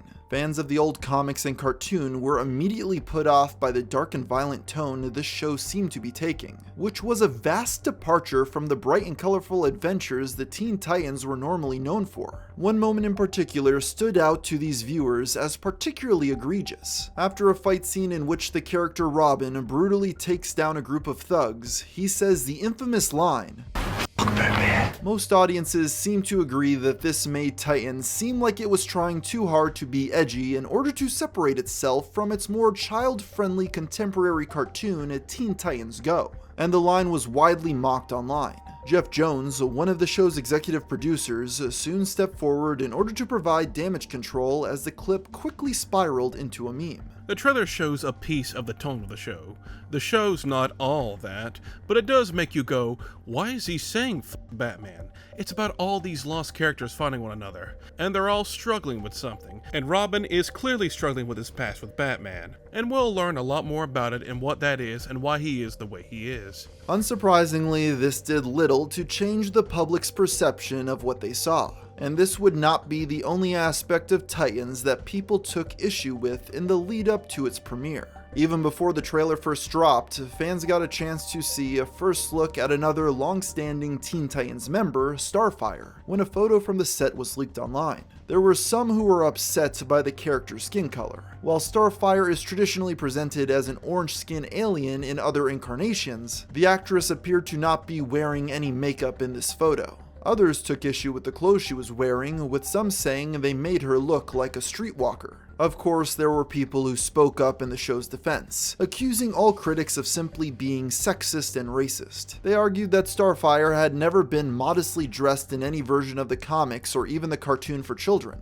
and thus were confused why this relatively tame outfit was receiving such a sexually specific backlash. Those on the other side fired back, saying that the clothes were far too ordinary for an otherworldly character such as Starfire. For her part, the actress who played the role, Anna, spoke up to try to dampen the outrage, claiming that her character would be wearing far more comic-accurate costume later in the show's first season. But when the premiere arrived and more episodes got released, it became increasingly clear that this was not true. Tie-ins continued for several years, eventually migrating to HBO Max before being cancelled in 2023 after 4 seasons. Despite the initial outrage prior to airing, the show never received anywhere near the same amount of attention once it became available to the public. While it has gotten favorable reviews from critics and audiences alike, it will likely never live down the reputation from that first trailer. The Diablo series has been beloved by PC gamers for many years, and has been hailed as one of the best examples of the action RPG genre. Ever since the release of Diablo 3 in 2012, fans waited eagerly for publisher Activision Blizzard to announce the follow-up. And it seemed like their wish would finally come true at BlizzCon 2018, when Wyatt Cheng, a game developer at Blizzard, got up on stage to discuss the future of Diablo. However, this hype quickly turned into confusion when he began explaining what this new game would be. Our modern world is an increasingly connected one. Our mobile devices keep us closer than ever to our friends, family, and loved ones. So we knew we want to use mobile devices as the platform for a new Diablo game, because nothing brings a family together like slaying demons. As Wyatt continued talking, he explained that this new installment in the franchise, Diablo Immortal, would be a game exclusive to smartphones, and would be developed alongside the Chinese studio NetEase. Upon this revelation, the energy in the room full of previously excited fans dissipated quickly. If you want to know more, we'll be back here on the Mythic stage in just a few minutes. It was clear that the Diablo fanbase, made up entirely of avid PC gamers, was not interested in an experience designed for mobile phones. And if that wasn't obvious before, the Q&A section later on in the event only served to hammer the point home further, as angry fans approached the microphone one by one to express their grievances with the developers. Hey, just was wondering, is this an out-of-season April Fool's joke? No, it's a fully fledged Diablo experience. Do you guys not have phones? Yeah, you guys all have phones, right? After BlizzCon was over, these clips from the panel became viral online as people were left baffled at how Blizzard managed to misread their audience to such a catastrophic degree. Even so, they pressed forward with the game, and after several delays, Diablo Immortal was finally released on mobile devices in June of 2022. However, Blizzard wasn't out of the woods yet. Further controversy struck when players started complaining about the game's aggressive monetization. In fact, one player ran the calculations and determined it would take nearly 10 years to fully upgrade a character in Immortal without paying any money. If someone were willing to pay though, it would cost them over $100,000 to reach the max level. While this outraged many, Blizzard did not seem overly concerned with changing the game's mechanics. This was due to the fact that Diablo Immortal was generating over $1 million per day. So despite the rocky release and even rockier announcement, it would appear that the decision to move Diablo to mobile was a decision that ultimately paid off for Blizzard, even if it resulted in a large portion of their fanbase turning on them. Blizzard got into further hot water the very next year during the 2019 Asia-Pacific Grandmaster Tournament. For the game Hearthstone, Blitzchung, one of the top players in the region, chose to compete while wearing a gas mask and goggles similar to what was being worn by protesters in Hong Kong at the time. When his final match was complete, he shouted the phrase "Liberate Hong Kong" during Blizzard's official livestream. In response, the massive video game conglomerate released a statement saying that Blitzchung had been banned from competing in further events for the next year, and they even revoked his $10,000 prize. This decision outraged the masses, as they criticized Blizzard for punishing a Hong Kong native simply for speaking in defense of his home. Others accused the studio of bending the knee to the Chinese government, once again going back to Diablo Immortal as proof that they already had close relations with the nation. These two events happening back to back put a permanent stain on the publisher's reputation, not helped by the fact that several horror stories would soon be released about abuse by higher-ups behind the scenes. Pokemon has consistently been the highest-grossing media franchise in the entire world for many years. Game Freak has amassed a devoted audience of young and old fans across the globe who will gladly line up to purchase every new game released. These players have proven themselves very loyal to their favorite brand, and will defend it from any critics. For example, IGN once published a review for Pokemon Omega Ruby and Alpha Sapphire, in which they gave the games a 7.8 out of 10, citing one of their reasons for docking points being that they contained too much water. This review spread around the internet as a meme. That being said though, as the years went on, the tides would begin to turn. This all started in February of 2019, when Game Freak officially unveiled the newest entries in the series, Sword and Shield, during the annual Pokemon celebration. Expectations were soon tempered though, when series producer Mr. Masuda revealed that these new games would feature slightly less content than their predecessors. What must be understood is that with each new generation of Pokemon games, roughly 100 new Pokemonsters are added for players to capture and battle with. Seeing as Sword and Shield were ushering in the 8th generation, the number of Pokemon in existence had jumped to slightly more than 900. As such, Masuda explained that some Pokemon from previous generations would not be available in Sword and Shield, something that was previously unheard of for the series. This news did not go over well with a large section of the fanbase. There were a few trainers who had a tradition of transferring their favorite old Pokemon into every new game when they were released, and thus were devastated to learn that this would no longer be possible. But Game Freak stood their ground, assuring players that they were only doing this in order to devote more development time towards exciting new features and content, as well as creating entirely new models and animations for the characters that remained in Sword and Shield. As more footage of the games were made public though, the less people accepted the excuses given to them. An increasingly vocal part of the fanbase were accusing Game Freak of simply being lazy and cutting corners in order to meet the holiday 2019 release window. One of the prime reasons for this argument were the graphics, with the trees in particular becoming an often cited example. Many people even said that they looked identical to graphics from games that were nearly 20 years old. In addition, they pointed out the bare-bones nature of the attack animations, questioning why Pokemon games that came out on much less sophisticated hardware seemingly had more effort put into them. They also noticed that some animations had apparently been reused from previous games, contradicting Masuda's statement that all the assets had been recreated from scratch. The final nail in the coffin came a few days before release, when people data mined Sword and Shield to discover that most if not all of the Pokemon character models had been ported from the previous entries on the 3DS. The already angry fanbase quickly spun into full-on outrage at this revelation,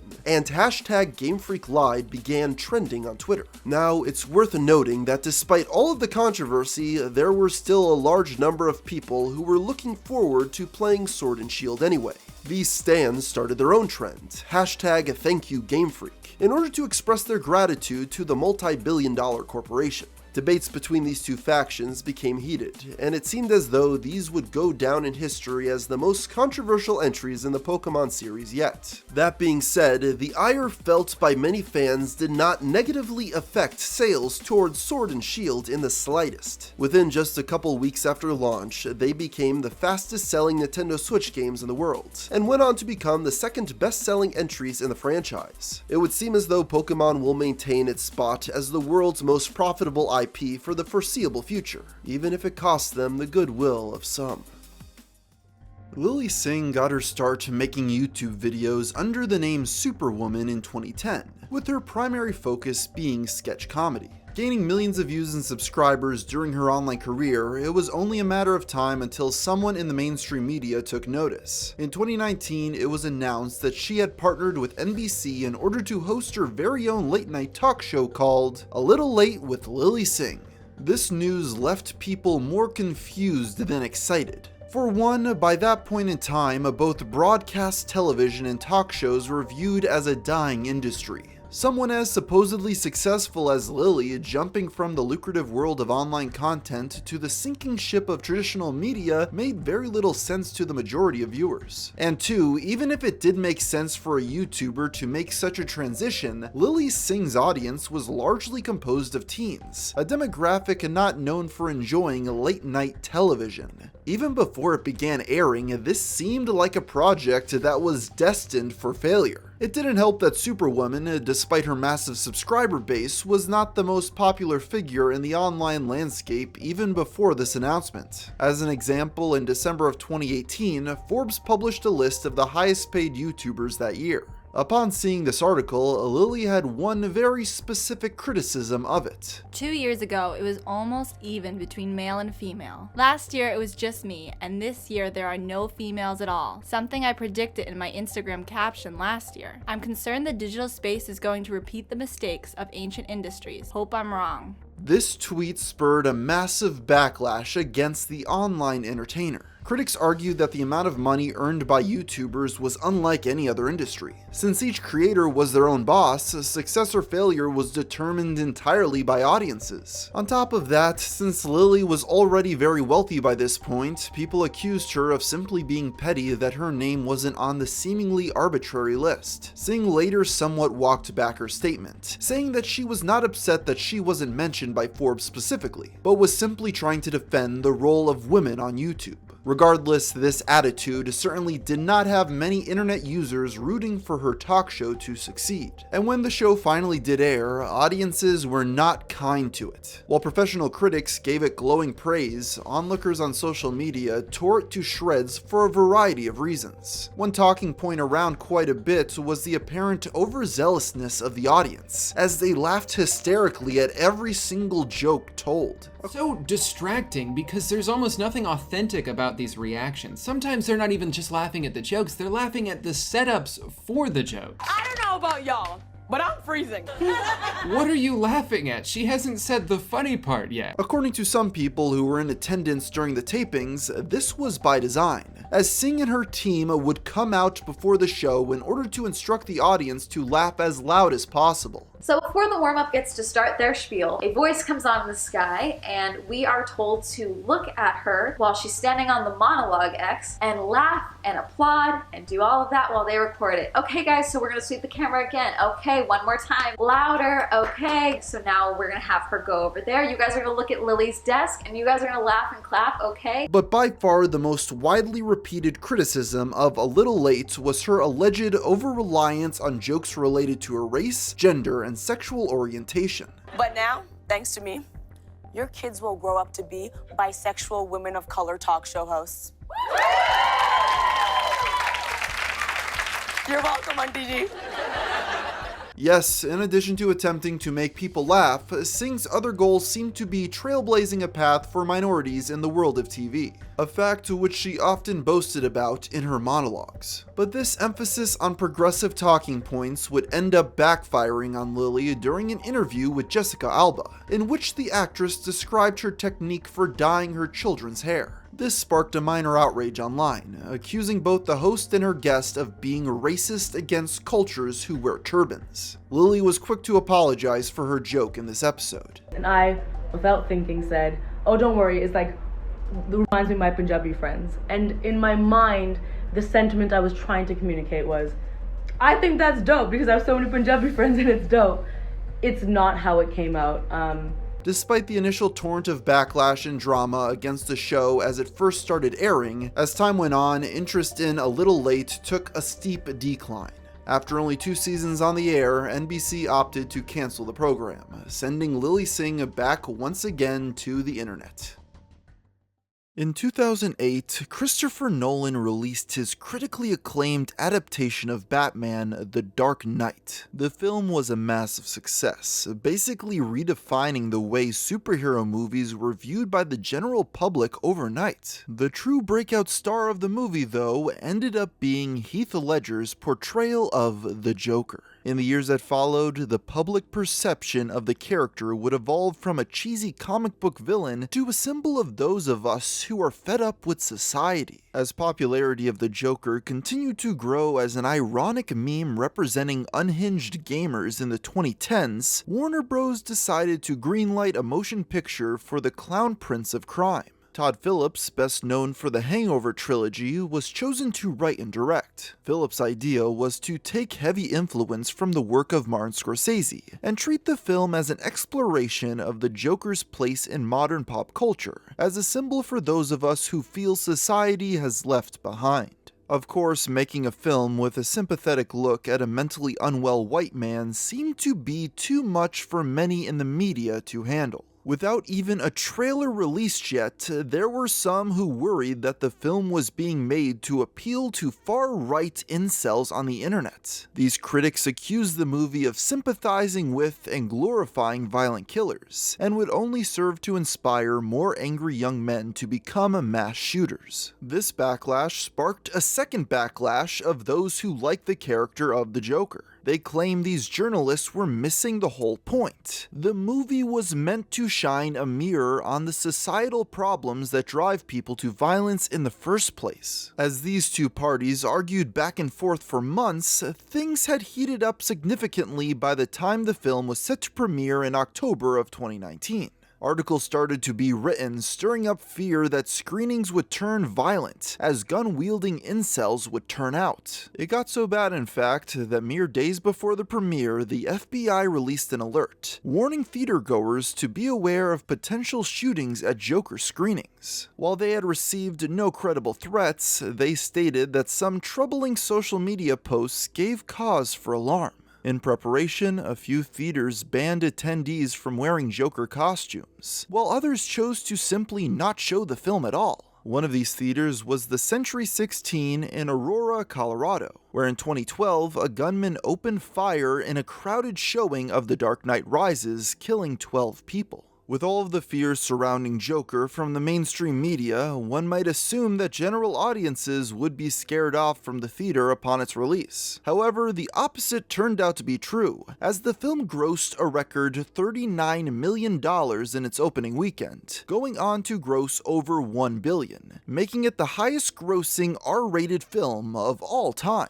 Joker was even nominated for Best Picture at that year's Academy Awards, although it ended up losing to the South Korean film Parasite. This was followed by a minor controversy when YouTuber Robert Storms uploaded a video ranting about how Joker should have won the award, and believed Parasite only beat it due to Hollywood's quote-unquote woke agenda. Let's talk about Joker, okay? Look at United States of America right now.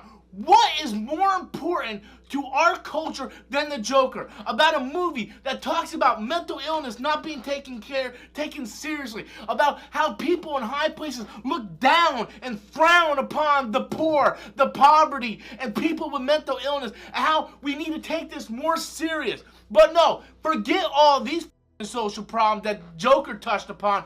Let's have a better woke agenda, and let's go full woke, and let's give Parasite. This video made the rounds online and was mocked by all sides of the political spectrum. Storm would later go on to delete the upload, but its reputation lives on in infamy to this very day. As the streaming wars raged on throughout the second half of the 2010s, Netflix fought desperately to retain their status as the top platform. They traveled to film festivals all over the world to purchase the exclusive streaming rights to the most critically praised movies. In August of 2020, the trailer for a French film by the name of Cuties was posted to their social media. The movie was about a group of preteen girls who started a dance troupe and began performing in a provocative style, and the internet took notice. The very first poster released by Netflix, which featured children wearing revealing clothing and standing in sexualized poses, sparked an immense backlash. This was not helped when people saw the film's official description on the streaming platform. Amy, 11, becomes fascinated with a twerking dance crew. Hoping to join them, she starts to explore her femininity, defying her family's traditions. People claimed Netflix was sexually exploiting young girls in order to market their film, and there were mass calls for the streaming giant to remove Cuties from its upcoming slate of releases. For their part, the streaming juggernaut was quick to issue a statement on the situation.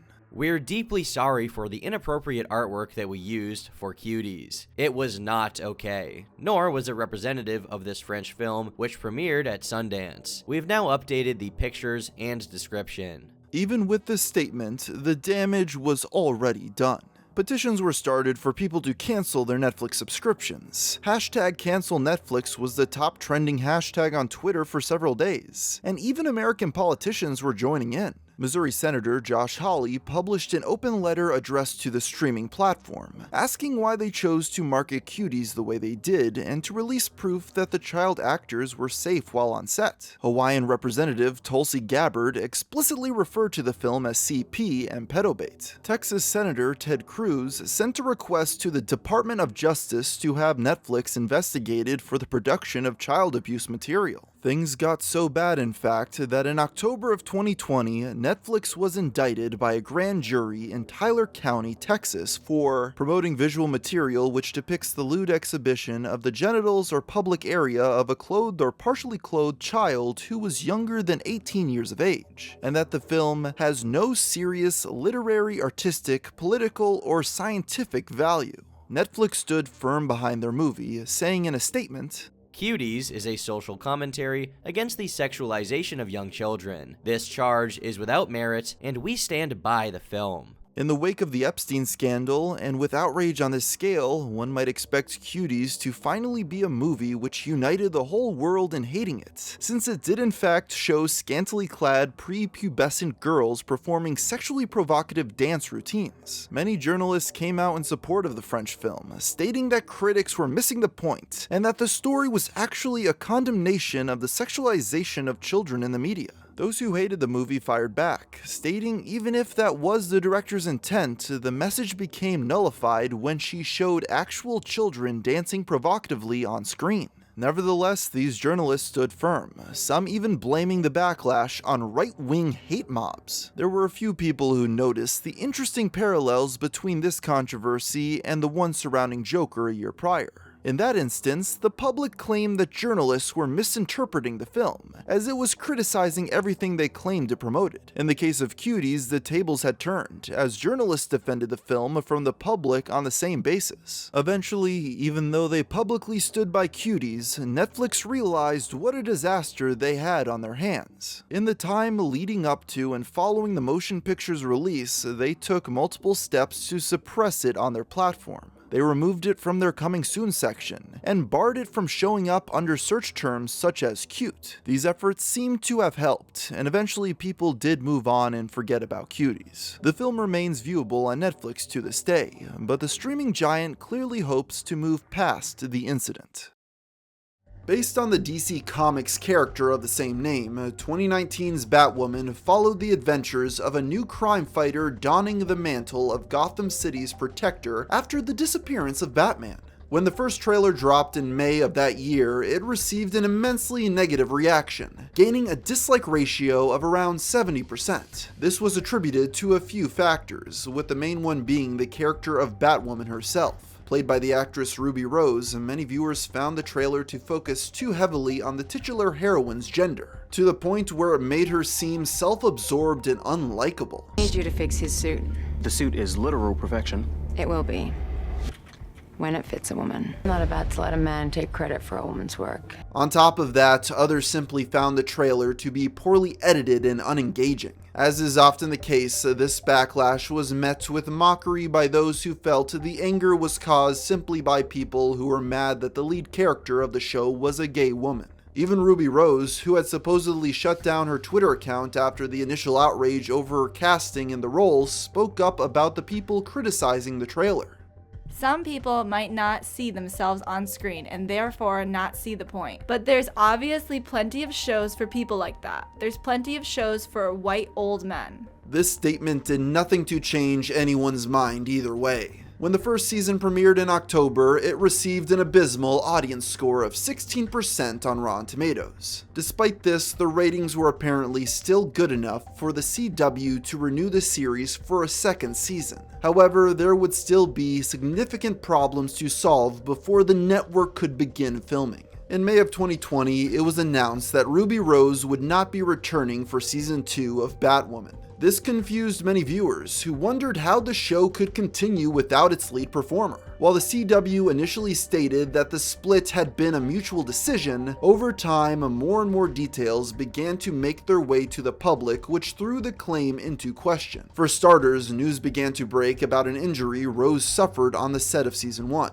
Requiring her to receive emergency surgery or else her spinal cord would have been permanently severed. According to the actress a couple years later, she had been pressured by the show's producers to return to work filming action stunt scenes merely 10 days after her operation, with them allegedly threatening to fire all members of the cast and crew if she did not comply. In addition, Rose claimed that she was not the only person to be injured on the set of Batwoman. As she told the story, 2 stunt performers had to be replaced after suffering accidents. A crew member received third-degree burns which caused the skin to peel off his face in front of everyone, and a PA was left paralyzed after yet another incident. That last story appears to be the only one that has received public documentation. On top of this, there was allegedly even more toxic behavior from the show's producers and actors. Allegedly, WB television executive Peter Roth had, quote, made young women steam his pants around the crotch while he was still wearing said pants. She also accused multiple co-stars of exhibiting self-centered behavior while filming. For their part, the CW and Warner Bros. Completely denied any allegations of poor treatment behind the scenes. According to them, it had actually been Rose who had received multiple complaints from her co-workers, leading her to be removed from the series. In a statement given to the press, they wrote, despite the revisionist history that Ruby Rose is now sharing online aimed at the producers, the cast and crew, the network, and the studio, the truth is that Warner Bros. Television had decided not to exercise its option to engage Ruby for season 2 of Batwoman based based on multiple complaints about workplace behavior that were extensively reviewed and handled privately out of respect for all concerned. Other members of the crew also began speaking out in the show's defense, with one production assistant describing Rose as a dictator. She had allegedly shown up late for work consistently without having her lines memorized and treated those who worked beneath her poorly,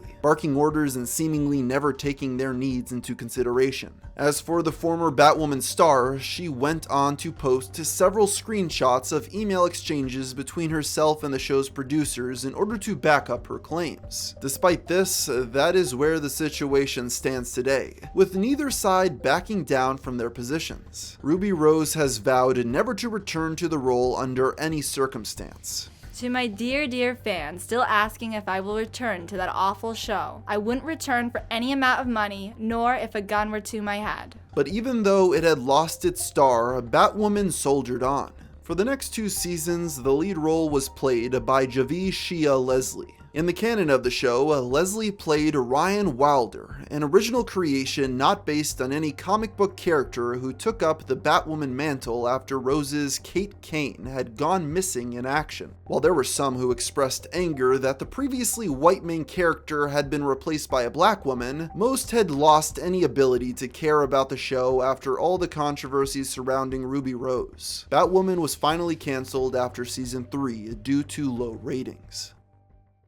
In November 2019, Disney Plus began airing The Mandalorian, the first ever live-action Star Wars television series. The show was an instant hit with both casual audiences and hardcore fans alike, making it another pop culture staple for the already beloved franchise. Of the new characters introduced in The Mandalorian, one that the viewers took a particular liking to was the mercenary Cara Dune, played by Gina Carano. Even people who were at first skeptical of this addition to the Star Wars lore, thinking she may be portrayed as a Mary Sue, enjoyed her inclusion once they saw her in action. Yes, by all accounts, it seemed as though many Star Wars fans had a new favorite character to latch onto, and there were even early talks to create a spin-off show focused on this new intergalactic mercenary. However, a series of outside events would soon throw a wrench into this newfound success. What needs to be understood is that during this time, Carano was a very active user of social media. More specifically, she was a politically active user of these sites, posting a great deal of opinions that many onlookers found objectionable. For an example, in the midst of the pandemic during November 2020, she posted a meme against mask mandates. Later in the month, amid mass accusations of voter fraud in that year's presidential election, Carano wrote the following tweet. We need to clean up the election process so we are not left feeling the way we do today. Put laws in place that protect us against voter fraud. Investigate every state. Film the counting. Flush out the fake votes. Require ID. Make voter fraud end in 2020. Fix the system. These tweets, as well as several other controversial online statements made by the actress, angered many people on the internet. The hashtag #FireGino trended multiple times as she continued fanning the flames of discourse. Behind the scenes at Lucasfilm, executives were reportedly becoming increasingly annoyed about how she was affecting their brand image. According to some sources, she had been warned multiple times by the studio's higher-ups about her use of social media.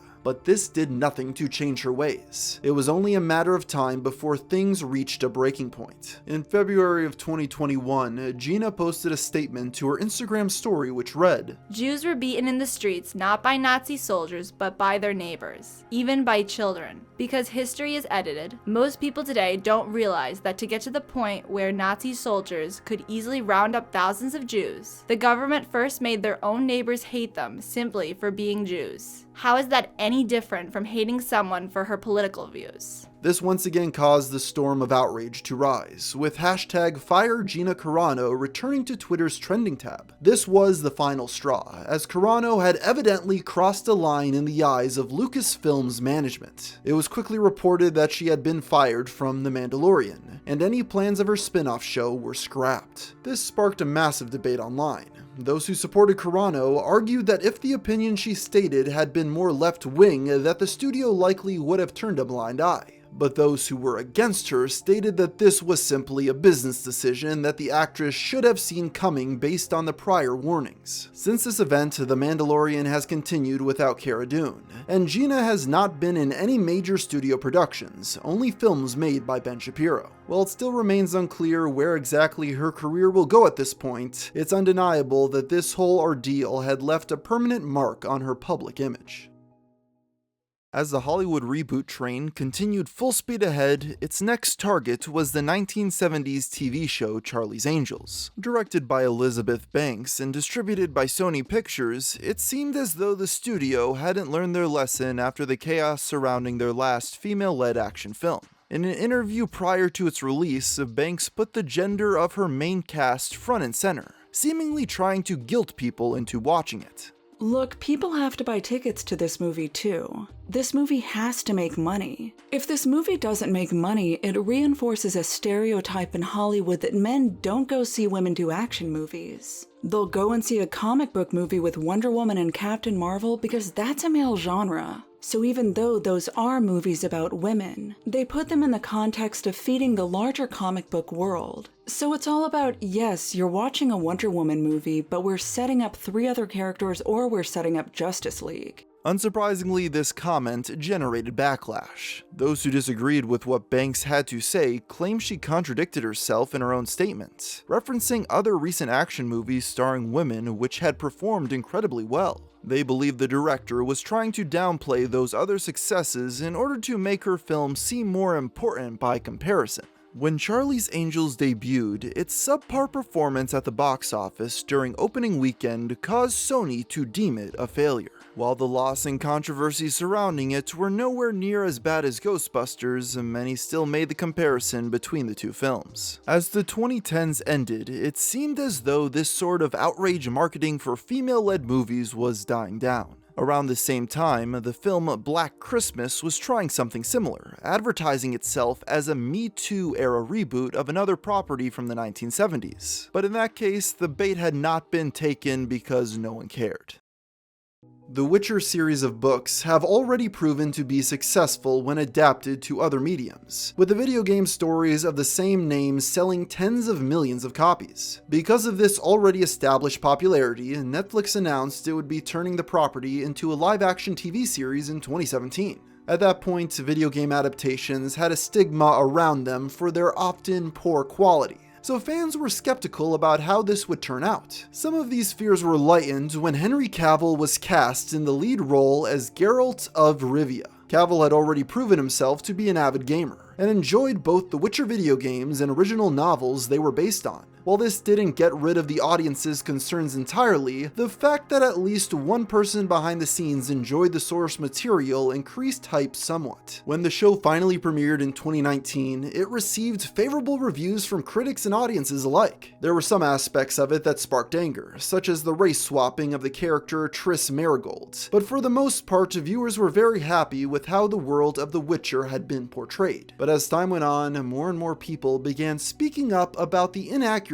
between the source material and what appeared on screen. Even Henry Cavill appeared to believe this. During an interview in order to promote the show's second season, he said, quote, "The toughest part for me was finding that balance between the showrunner's vision and my love for the books, and trying to bring that girl to the showrunner's vision. It's about treading a fine line there.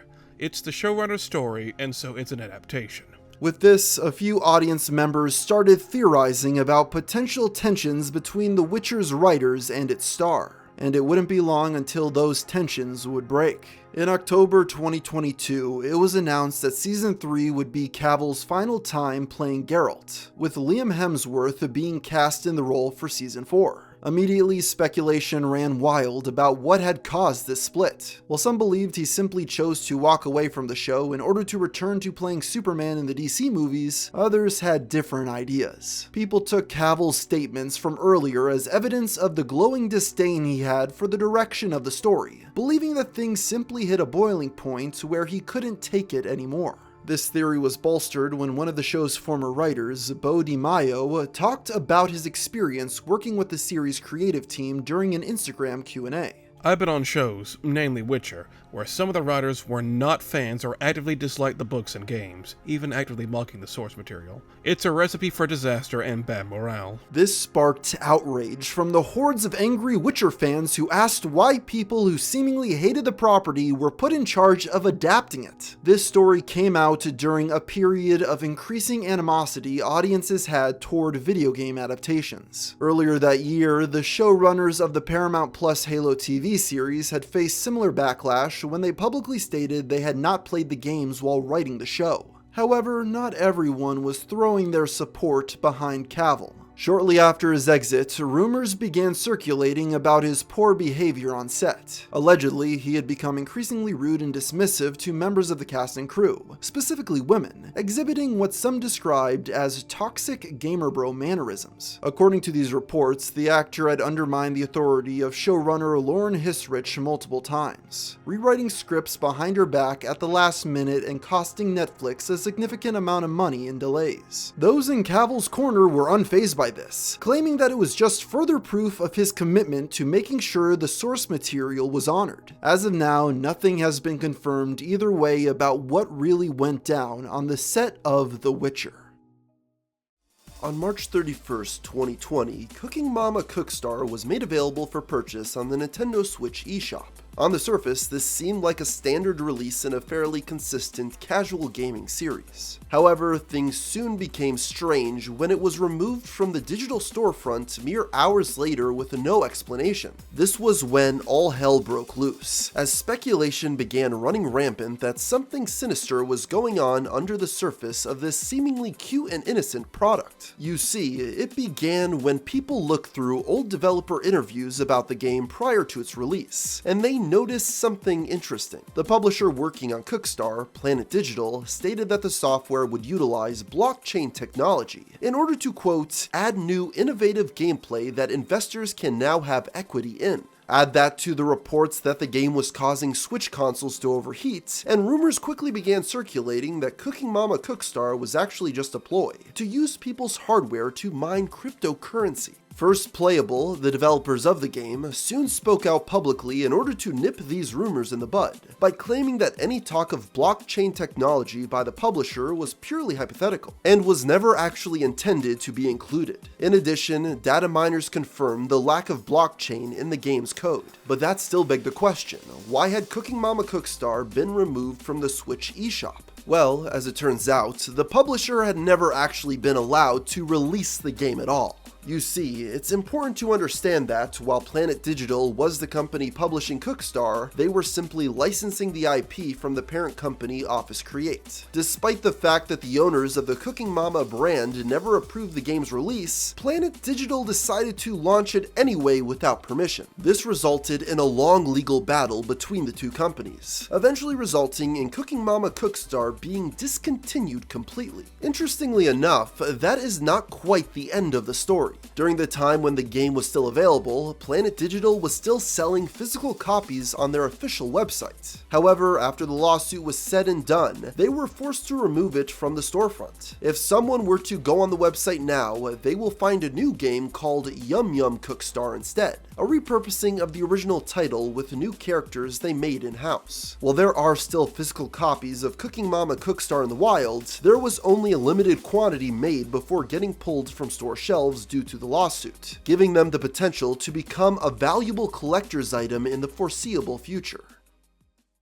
When The Last of Us came out in 2013, it was hailed as not just one of the best games of its generation, but also among the greatest of all time. It gave audiences a storytelling experience that no other game prior had ever provided in quite the same way. It elevated the already respected studio who made it, Naughty Dog, to new levels of prestige, and turned the protagonists Joel and Ellie into new mascots for the PlayStation brand. As can be expected with this new level of hype, fans eagerly spoke about the potential for a sequel for years afterward. Rumors had been spreading since the very beginning that Naughty Dog was working on a follow-up, but The Last of Us Part 2 wouldn't be formally announced until 2016. As its initial 2019 2019 release date was met with multiple delays. Fans were growing increasingly impatient to find out more information about Part 2, and some were willing to take drastic measures to get it. In April of 2020, just 2 months before the game's official release, a few gameplay clips mysteriously appeared online. Sony quickly struck them down whenever they popped up, and are thus difficult to track down now. But they still managed to make the rounds regardless, and things only spiraled from there, as more and more videos and plot rumors circulated across websites like Reddit and 4chan. But the biggest update came on April 27th, when a thread was created on the Reset Era forums which spoiled the entire plot for The Last of Us Part 2. Among the details that had been leaked to the public, two stood out from the crowd to the majority of fans. One was the reveal that Joel, the main character of the first game, would be brutally murdered by a new character by the name of Abby during the prologue. The second was that gamers would be forced to play as Abby for basically the entire second half of the story. When the event occurred, it was one of the biggest leaks in the history of gaming, and people everywhere began wondering who could have done it. The initial theory was that it was a disgruntled Naughty Dog employee, as reports had been coming out that the studio was making its developers work long hours in order to crunch and get the game out on time. However, Sony disputed that claim, saying that an outside hacker had simply found a weakness in their security.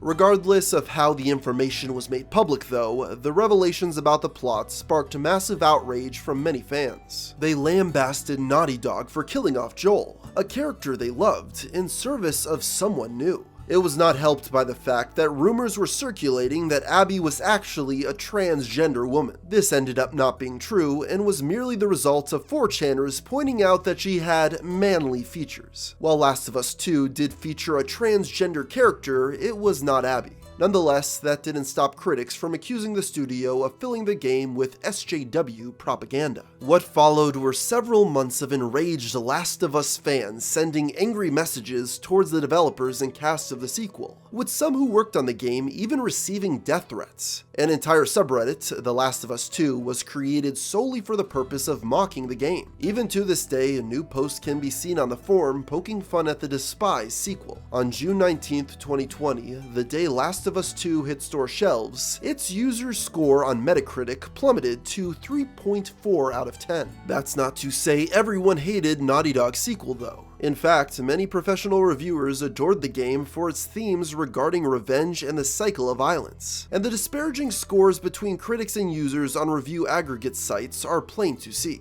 This led to several clashes between those who loved Last of Us Part 2 and those who hated it. Many people even accused the critics of being paid by Naughty Dog to give the game a good score. But the sales figures tell a different story. Last of Us 2 quickly became the fastest selling PlayStation 4 exclusive at the time of release, and currently has sold over 10 million copies worldwide. As of now, it's unclear what the future holds in terms of further Last of Us games, but the fact that the recently released HBO television show has said that they'll be adapting Part 2 for their second season means that all this could soon start up all over again. Following the massive success of The Jungle Book in 2016, the Walt Disney Company began a binge of remaking their entire catalog of old cartoons in live action. This strategy was already controversial amongst critics and audiences, many of whom believed them to just be hollow and soulless retreads of the original classics. But one would end up sparking a greater firestorm than all the rest: the remake of 1998's Mulan. This all began amidst the protests in Hong Kong due to concerns that the region's independence from the Chinese government would soon erode. As time went on and clashes between police and demonstrators became increasingly violent, the protests became international news. Many onlookers in the West sympathized with those fighting to keep their freedom, and it was around this time that they took notice of the reluctance of many American corporations to speak out against the Chinese Communist Party. Ire became directed at Disney when it was discovered that Liu Yifei, the star of the upcoming Mulan remake, had publicly spoken out in favor of the police in Hong Kong. I also support Hong Kong police. You can beat me up now. What a shame for Hong Kong. This statement enraged both protesters in Hong Kong and their supporters overseas, who all called for a mass boycott. Disney, for the most part, tried their best to avoid addressing the situation altogether, as they did not want to disturb the massive Chinese film market or risk their relationship with the Chinese government. Jason T. Reed, a producer on the movie, gave a public statement in an attempt to calm things down. It's a very complicated situation for performers who live in China and work in China. Obviously, the tensions between the two entities is very complicated. I feel badly for her that the conversation inevitably turns to this, and I hope that when audiences see the movie, that the conversation turns back to what an amazing performance she brought in and how much she had to do in order to bring that character to life. Needless to say, this did not quell the discourse, but Disney stood their ground and did not release the actress from the project. However, Mulan was still facing problems behind the scenes as the COVID-19 pandemic forced them to delay its release in theaters. Eventually, though, they realized they had another option. Rather than showing it in cinemas, they could instead premiere it on their Disney Plus streaming service at a premium rental price of $30. But Disney was not out of the woods just yet. With the film now viewable, audiences noticed something interesting. In the special thanks section of the credits, one of the names listed was the publicity department of the CPC Xinjiang Uyghur Autonomous Region Committee, a Chinese government entity which has detained over 1 million Uyghur Muslims and placed them in concentration camps. People were once again outraged over this, citing Disney's hypocrisy as a supposed champion for diversity and inclusion while also allying with people accused of heinous actions. The company again avoided commenting on the issue, and due to its release on a streaming service, it's unclear exactly how well Mulan performed. But it's probably safe to say that this is an incident the entertainment juggernaut would rather you forget.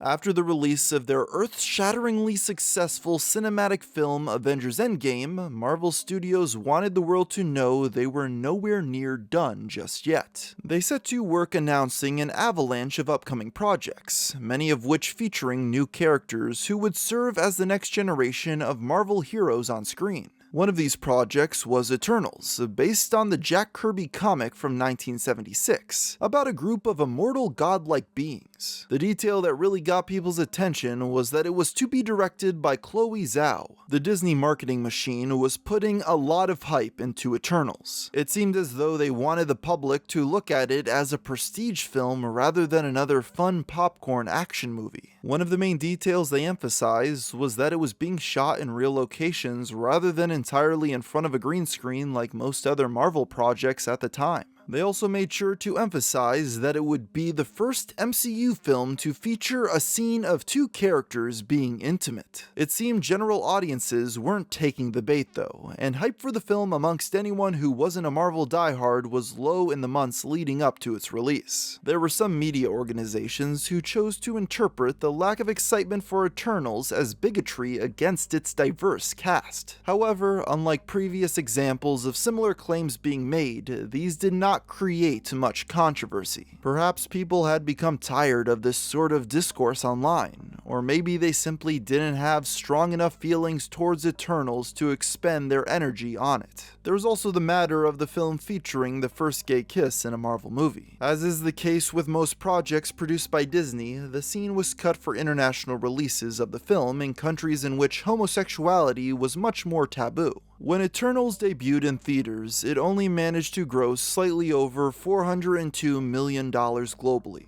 While this is a lot of money, it's still an underperformance, especially by Marvel standards.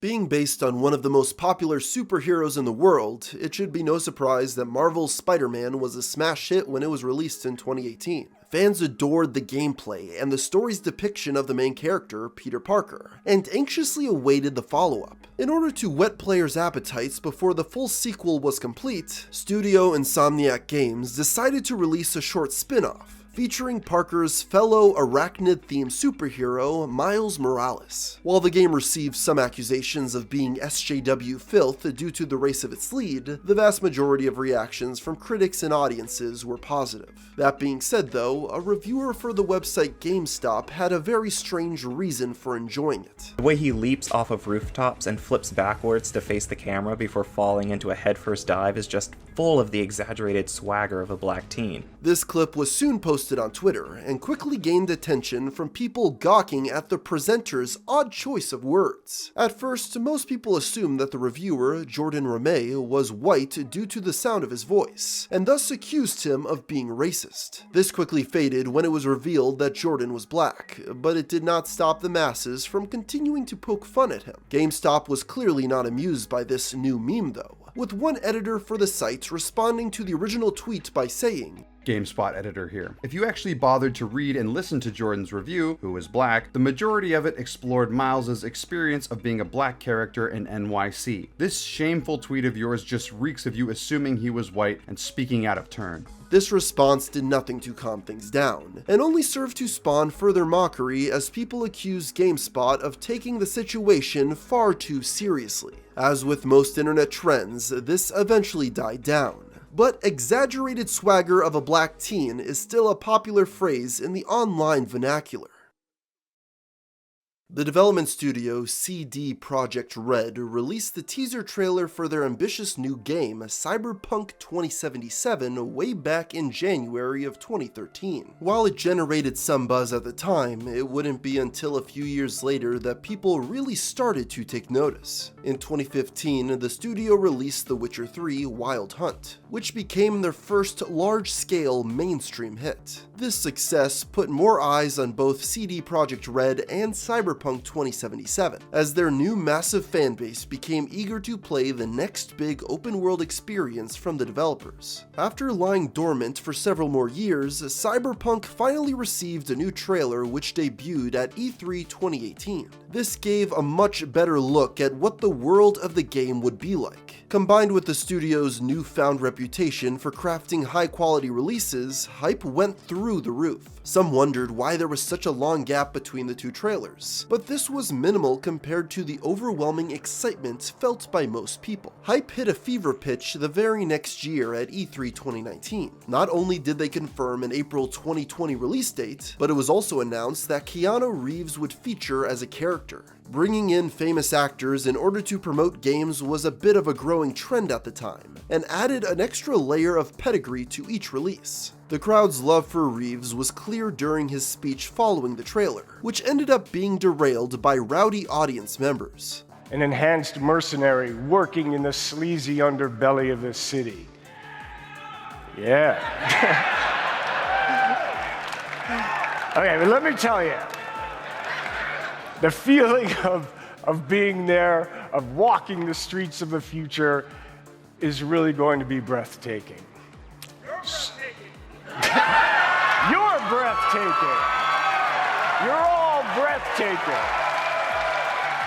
All right. So, at the time, this was seen as very wholesome 100s, and CD Projekt Red received bountiful Reddit gold for including Leigh Reeves in both their game and presentation. But soon enough, they'd be taking an arrow to the knee. As the months passed, it became increasingly clear that not everything was going smoothly behind the scenes at the studio. When the initial April 2020 release date was announced, it came as a surprise to not only the audiences, but to Cyberpunk's developers as well. They had been looking over all the work that still needed to be done and estimated that it would not be complete until 2022. Some people on the staff thought it was a joke at first, while others placed bets on how long it would be until a delay was announced. As it turned out, it wouldn't be long. Cyberpunk 2077 was delayed first to September, then November, then finally December 2022. With each passing month, Redditors became more and more impatient to play the mythical title, even going so far as to send death threats to the developers for making them wait. Yes, as the December release date drew nearer, it was obvious that a certain subsection of fans had taken their excitement too far. In their mind, Cyberpunk 2077 was going to be a masterpiece, and they could not even imagine a reality in which it ended up being less than perfect. But as critics started getting their hands on pre-release copies, they began to publish unflattering portrayals of the product, much to the anger of these fans. One writer by the name of Liana Rupert, who suffered from epilepsy, stated in her review that she had experienced a seizure while playing one of Cyberpunk's flashier sequences, and criticized CD Projekt Red for not including a proper warning about it. This was enough to push some hardcore gamers into a frenzy, and they began sending her videos of flashing lights designed to trigger her seizure. But when the game was finally released to the public, they realized that their fanaticism may have been misplaced. While the PC version of Cyberpunk that most of the early reviewers played was relatively stable, the same could not be said for the console editions. Gamers reported countless intrusive bugs that frequently interrupted their gameplay. This would obviously be disastrous for any game, but given both the level of hype surrounding Cyberpunk and the years of development it had been given, players wondered how it could have been released in such an unfinished state. CD Projekt Red soon issued an apology for the condition of their game, and offered full refunds for any dissatisfied console players. While this may seem generous, it proved to be easier said than done for customers to actually get their money back, since the studio did not have any special agreements with Sony or Microsoft which would circumvent the already established refund policy for their digital storefronts. However, Sony took it upon themselves to honor any refund requests and even went so far as to delist the game from the PlayStation Digital Store,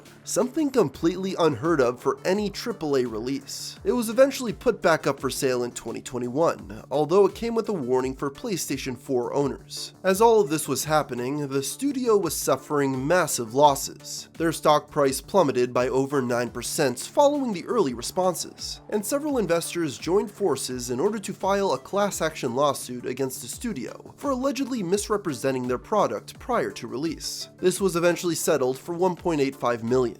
Following all of this, CD Projekt's co-founder and CEO opted to step down from his role at the company. Even after their disastrous launch, CD Projekt Red continued to work on their game and release updates in an attempt to smooth over the many glitches. While a lot of console players still report experiencing bugs, particularly on the last-gen systems, those who have been able to look past the imperfections have largely responded favorably to Cyberpunk. User scores for the game on current-gen consoles are mixed, but lean ever so slightly towards the positive. Despite the fixes though, it's unlikely CD Projekt Red will ever be able to live down the disgrace caused by Cyberpunk 2077.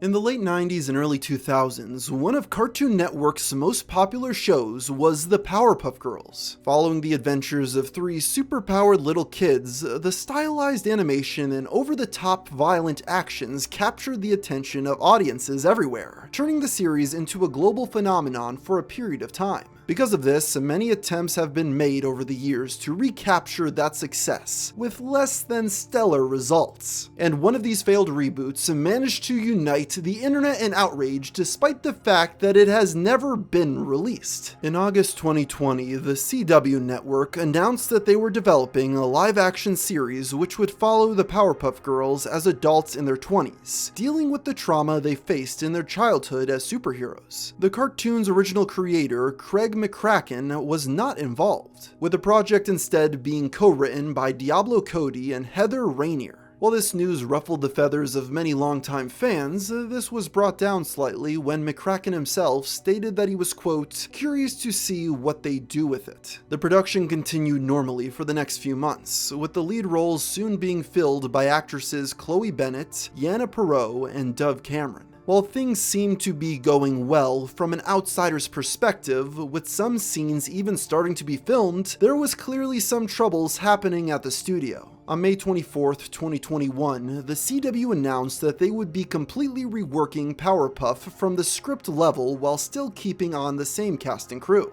In a statement to the press, the president of Warner Bros. TV Group said the following: I'm not going to say that it hasn't been a challenge. Bringing a children's cartoon into live-action adulthood has been a really fine line to walk, but I think we've done a pretty good job walking it. While they most likely hoped that they would be able to rework things quietly after this, they were not so lucky. Later that same day, the entire original script for the pilot was leaked onto the internet, and fans were universally horrified by what they read. Among the many questionable choices in this draft were multiple mentions of the girls having sex and doing drugs, ham-fisted political rhetoric, and characters behaving completely differently to how they were portrayed in the original cartoon. The major consensus by most people who saw this script was that it was simply trying too hard to be hip and adult, while completely losing sight of what the old Powerpuff Girls show was trying to accomplish. Blossom's fine. I saw on her Insta that she has a boyfriend. I saw on her LinkedIn that she got promoted. And I saw on Facebook that she still talks to Grandpa despite their political differences. Coming back here is probably triggering for her. Why? Because she's the one who killed Mojo. I mean, MoveOn.org? Despite the immense backlash, the CW soldiered on with the project. But when Chloe Bennett dropped out of her role a few months later in August, the writing seemed to be on the wall. Things remained quiet from the Powerpuff crew for quite some time, until it was finally announced in May of 2023 that the entire thing had been scrapped by higher-ups. While it hasn't been confirmed one way or another if the leaked script had anything to do with the cancellation, most onlookers agree that the immensely negative reaction the internet had to it certainly didn't help. In June of 2020, Sony released the first trailer for their new game, Horizon Forbidden West, a follow-up to the 2017 Horizon Zero Dawn. While many audiences praised the beautiful landscapes showcased in the gameplay, there were some who took issue with other aspects of its graphics. As one such critic wrote on Twitter, "Is it me or Sony be making their lead female protagonist look masculine as hell? Barely no curves or rough non-feminine features, unlike the average women. Like, cough cough, The Last of Us 2's Ellie, etc. Just saying hashtag my 2 cents. Pick from the game on the left, fan made on the right. Higher fans, lol." The post soon went viral, with people mocking the Twitter user for complaining about such a trivial thing, and the crowds had fun creating memes about the edits he made to the face of the game's main character, Aloy. The original poster soon deleted his tweets and the outrage subsided, but it was a brief snippet of a debate that had been raging for years. As some gamers believe, there was a concerted effort behind the scenes of the video game industry to desexualize female characters. Similar controversies have also befallen games like Tomb Raider, the Resident Evil 4 remake, and Street Fighter 6. In fact, this battle was being fought all the way back in 2016. When the game Overwatch was first coming out, players were invited to join a beta test and give their thoughts to the publisher Blizzard. While most people expressed their opinions on the gameplay and balancing, one forum user took particular issue with the victory pose for the character Tracer, which seemed to draw special attention to her rear end. What about this pose has anything to do with the character you're building in? It's not fun, it's not silly, it has nothing to do with being a fast elite killer, it just reduces her to another bland female sex symbol. This post sparked massive debate, with people arguing back and forth about whether or not the pose should stay. Eventually, Overwatch's director, Jeff Kaplan, stepped in and said they would be removing it from the game. This decision only caused further outrage, with those on the other side of the issue accusing Blizzard of bending the knee to people who would never be satisfied. But the company stood their ground, and the pose remains absent from Overwatch to this very day. In the years following Sony's Ghostbusters fiasco in 2016, the studio spent that time trying to figure out what to do next with the film franchise. Clearly, a complete reboot with an entirely new cast wasn't what the audiences wanted. Their solution was a back-to-basics approach, bringing together the old cast and making the story take place after the events of Ghostbusters 2, following the descendants of the original team. The film was officially announced in July of 2019, with Jason Reitman, the son of the original movie's director Ivan Reitman, set to direct. As with most movies around this time, its production and release experienced multiple delays due to the COVID-19 pandemic. With this extra time, there were some who expressed outrage, accusing Sony of bending the knee to sexists and racists who raged against the 2016 film. Some news outlets set their sight on Jason Reitman after he did a podcast where he promised to quote-unquote hand the movie back to the fans. They argued that the people who hated Paul Feig's Ghostbusters were no fans at all, and were just bigots who didn't want to see minorities enter their spaces. The online world braced itself, waiting for the typhoon of anger to begin all over again. But things remained relatively calm. There were arguments, of course, but nowhere near the level of 2016. It seemed as though the internet simply couldn't be bothered to go through all of that drama again over a movie for children. There were those who were excited and those who weren't, and it didn't go much further than that. When Ghostbusters Afterlife finally released in November of 2021, it ended up grossing slightly over $204 million at the global box office, falling slightly behind 2016's $229 million. The thing is, due to COVID restrictions, its higher domestic gross, and Afterlife's much lower budget, this was enough for Sony to consider the film a financial success. After the motion picture's theatrical run, Sony soon announced the Ghostbusters Ultimate Blu-ray Collection, containing copies of Ghostbusters 1, 2, and Afterlife. While many fans were excited for this, some were quick to point out one glaring omission: Ghostbusters 2016. Chief among them was none other than Paul Feig himself, who went to Twitter to ask Sony why his film wasn't included in the collection, despite the answer being obvious to onlookers. Eventually, the studio caved, and added a digital copy of the movie to the box set to appease the feminist comedy director.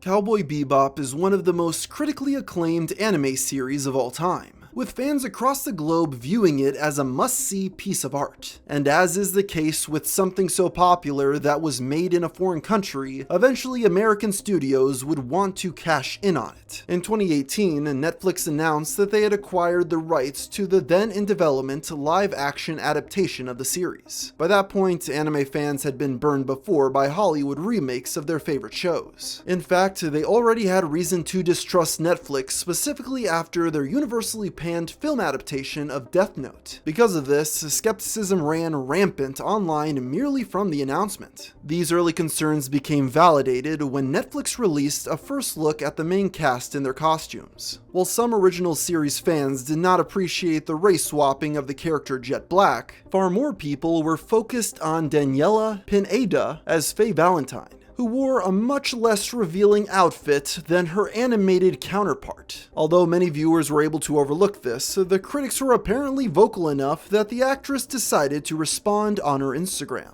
First, I wanted to apologize to the fans that I did not anatomically match the Faye Valentine character.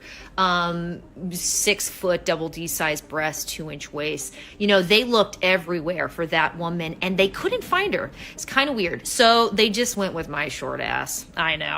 Am I right?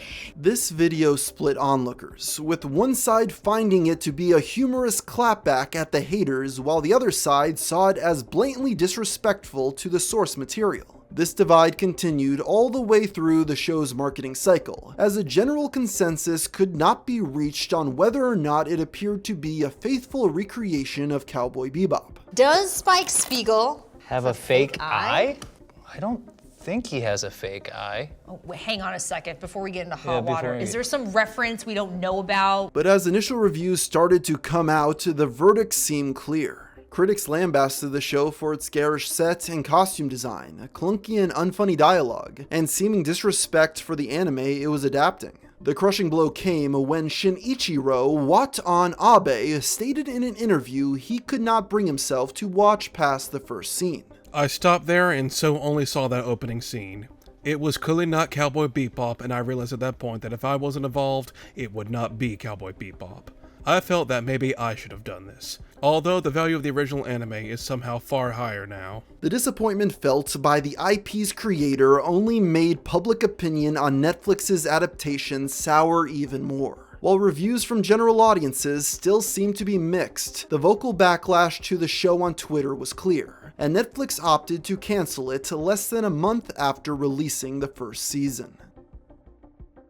The character of She-Hulk has been a fan favorite of Marvel fans ever since writer and artist John Byrne reinvented her as a fourth-wall breaking wisecracker in 1989. Despite her popularity amongst comic readers though, most general audiences had little to no familiarity with her beyond her connection with the much more well-known Hulk. That's why, when it was announced that she would be getting her own series on Disney Plus to premiere in August of 2022, some onlookers preemptively decided it would be a culture war battleground before a trailer had even been released. When people finally did get a first look at the show in May, there were many who believed that it looked terrible, validating their prior concerns. The most major criticism by far was about the CGI, and how it looked cheap and uncanny. This aspect became widely mocked online, with all subsequent trailers receiving immense amounts of dislikes. She-Hulk's director, Kat Coiro, soon spoke up in the show's defense in the days leading up to the premiere.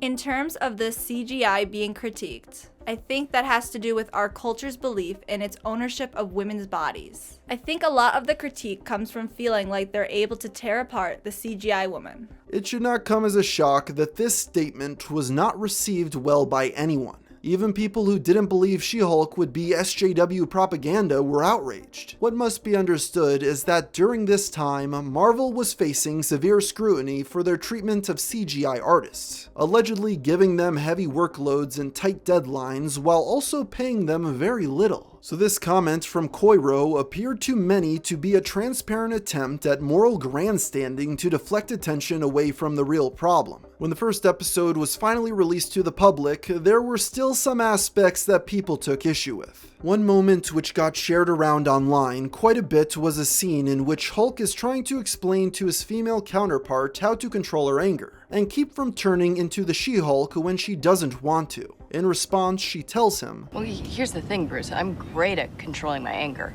I do it all the time. When I'm catcalled in the street, when incompetent men explain my own area of expertise to me, I do it pretty much every day, because if I don't, I will get called emotional or difficult, or I might just literally get murdered. This irked many longtime Marvel fans who did not enjoy seeing this character, who they had seen struggle with this anger for several movies at that point, be talked down to by a newcomer. Of course, there were others who disregarded this criticism as simply the cries of upset incels, but it certainly did nothing to start the show off on the right foot with general audiences. But the scene which received the most widespread attention by far came in the show's third episode. After She-Hulk has a meeting with rapper Megan Thee Stallion, the two decide to begin dancing together, culminating in the title character twerking. The clip exploded in popularity on sites like Twitter, with people mocking the awkward animation and the sheer absurdity of it. As of now, it's unclear if Marvel plans to give She-Hulk a second season, but it's all but inevitable that the character will be resurfacing eventually. Jeffrey Dahmer is among the most notorious serial killers in American history, being responsible for the horrific murders of 17 people between the years of 1978 and 1991.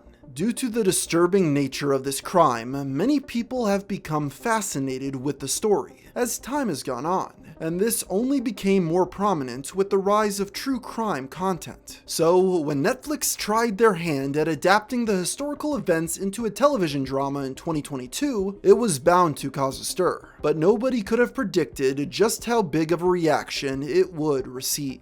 From the get-go, many people criticized Netflix for what they saw as glorifying the actions of a sadistic monster. While some of these people were mixed on whether or not the show portrayed Dahmer in a sympathetic light, it was unanimously agreed by the people who hated the show that it was in poor taste to turn the real-life story of a madman going on a murderous rampage into entertainment. And nowhere was that argument better exemplified than the show's most outspoken critics, the family members of the people Jeffrey Dahmer killed. On September 22nd, 2022, Eric Perry, cousin of victim Aurora Lindsay, quote-tweeted a clip from the show in order to express his displeasure with Netflix. I'm not telling anyone what to watch. I know true crime media is huge right now, but if you're actually curious about the victims, my family are pissed about this show. It's re-traumatizing over and over again. And for what? How many movies, shows, documentaries do we need? The clip in question showed a side-by-side comparison of Lindsay's sister, Rita Isbell, giving her emotional victim statement during Dahmer's trial, alongside the recreation of that moment from the series. Isbell herself also spoke out publicly against the streaming juggernaut in the form of an essay published to Insider. She claimed that Netflix had never reached out to her during the development of their show, leading her to believe that they were only interested in making money, not actually telling the victims' stories. Once the ball was rolling, other relatives of those murdered by Dahmer spoke up saying that they too had not been contacted by the program's creator prior to release. Shirley Hughes, mother of victim Tony Hughes, explicitly said that the writers completely mischaracterized her son's story, saying simply, "It didn't happen like that." The program's co-creator, Ryan Murphy, quickly spoke up in his defense. He claimed that the production team had reached out to victims' families, but not a single person responded. But by this point, public perception was very much against the streamer, and they were doing themselves no favors in terms of how they chose to market their controversial new show. When it was first released, Netflix placed Dahmer in their LGBTQ category due to the fact that both the killer and the majority of the victims were gay men.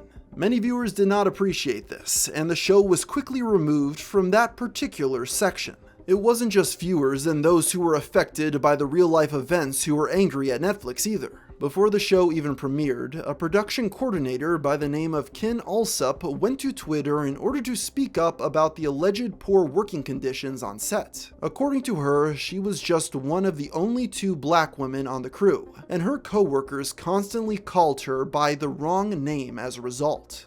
It was one of the worst shows that I had ever worked on. I was always being called someone else's name, the only other black girl who looked nothing like me, and I learned the names for 300 background extras. Alsup went on to claim that there were no mental health professionals on set, which she found unacceptable given the program's grisly subject matter. She even went so far as to state that simply watching the trailer gave her PTSD flashbacks. Netflix did fire back about this claim, stating that free psychological therapy was available to everyone working on Dahmer. Alsup later deleted her tweets. In spite of the immense backlash surrounding it and the calls for a boycott prior to release, the confusingly titled Dahmer Monster, the Jeffrey Dahmer story, proved to be an incredible success for Netflix. It became one of their most popular shows of all time after only a few weeks of being on the platform, and after 60 days became the streamer's 3rd ever show to reach 1 billion views in such a short amount of time. While Dahmer was originally meant to be a one-time event, this monumental success led Netflix to greenlight a 2nd and 3rd season.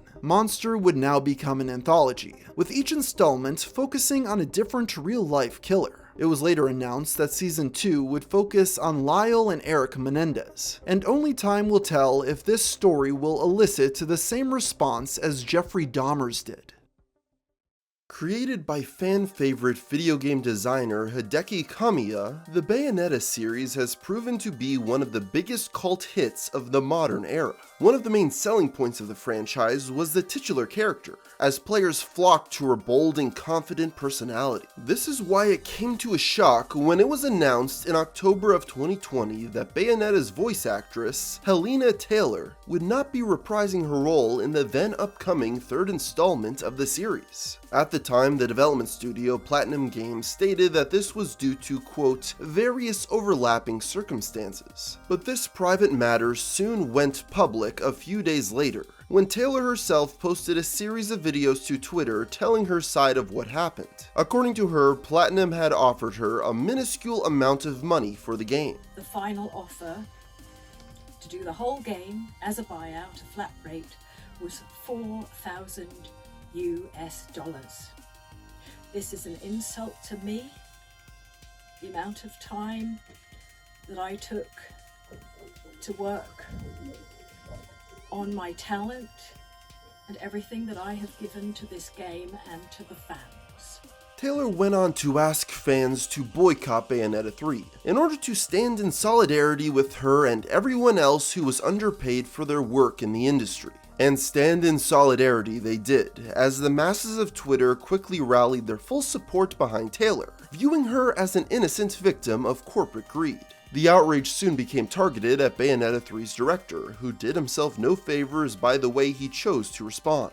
Sad and deplorable about the attitude of untruth. That's what all I can tell now. By the way, beware of my rules. For context, these rules Kamiya mentioned were his policies regarding interactions on Twitter.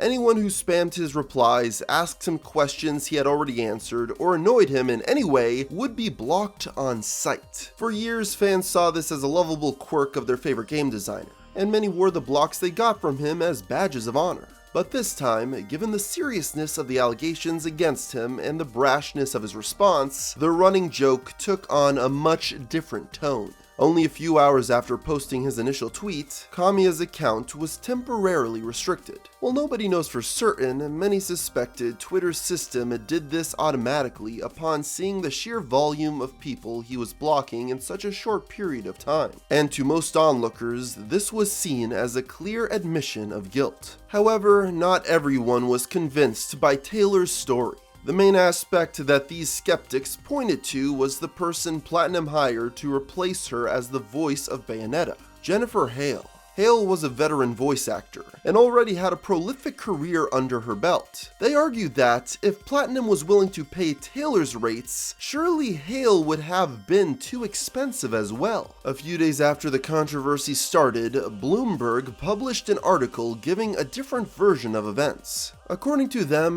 they had been in contact with two anonymous sources with Platinum Games, both of whom stated that Taylor had actually been offered to perform 5 recording sessions, each paying $4,000 a piece. The voice actress countered, saying that she wanted a 6-figure deal plus residuals for Bayonetta 3. Platinum said that they were unwilling to pay this, but still offered to give her a cameo in the game, for which they would pay her rate of 1 recording session, but she refused again. They claim that this is where the initial report that they offered her a flat rate of $4,000 came from. Taylor refuted this story, calling it an absolute lie. However, a few days later, she posted a thread to Twitter elaborating on some details. She claimed that the actual initial amount she had been offered was 10 grand, with an extra 5 added on once she complained. When she declined to reprise her role, that was when she was given the $4,000 offer to voice a cameo appearance. She also refuted the claim that she had asked for a 6-figure deal,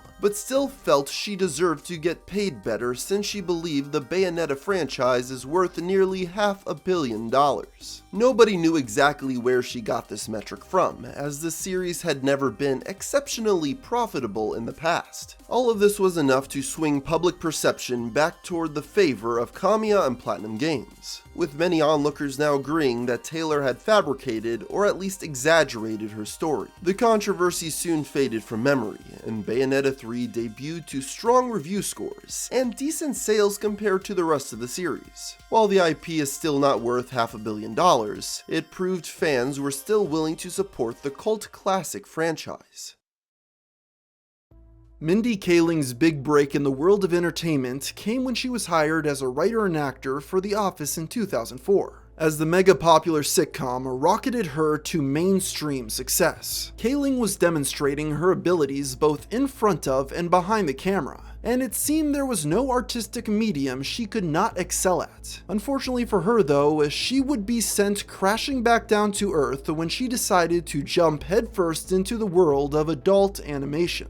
In 2021, Warner Bros. Announced that Mindy Kaling would be producing and starring in a Scooby-Doo cartoon focused on the character Velma Dinkley, intended for mature audiences. While many were skeptical about this project, for the most part people tried to keep an open mind. But when the show finally premiered on HBO Max in January 2023, the backlash was swift and severe. What needs to be understood is that the controversy surrounding Velma was not caused by one simple aspect that people could easily point to as the problem. Instead, the negative reception audiences had with the program was the result of death by 1,000 paper cuts. While most assumed that the show would be the target of the online anti-woke contingent prior to the release due to the race swapping of long-standing Scooby-Doo characters like Velma, Shaggy, and Daphne, many did not expect it to anger just as many people on the left as on the right. As an early example of what people disliked about Warner Bros.' latest production, the first scene in the first episode featured a group of nude teenagers in a locker room discussing the overuse of nudity on television in order to capture the audience's attention.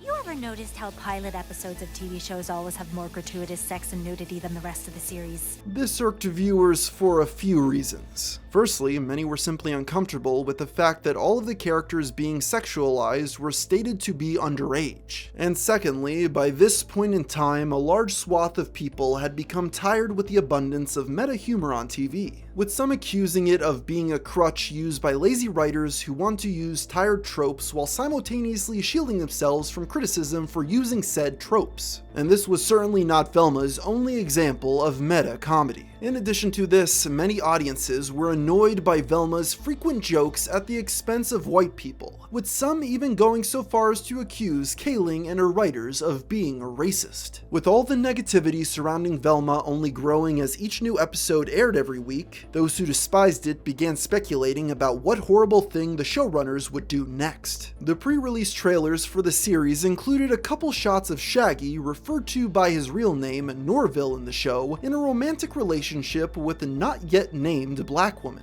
Some people took it upon themselves to spread rumors that her name would actually be Scooby, and she would be taking the place of the iconic dog in this version of the group. Of course, this ended up being false, but for a short period of time, it was treated as gospel by those looking for any reason to criticize Velma. By the time season 1 was done airing, Velma was one of the worst rated television shows in the history of IMDb. The show's creator, Charlie Grandy, later spoke out about the intensely negative reception people had to his work. The original Hanna-Barbera shows are still out there to watch. We are not erasing the originals.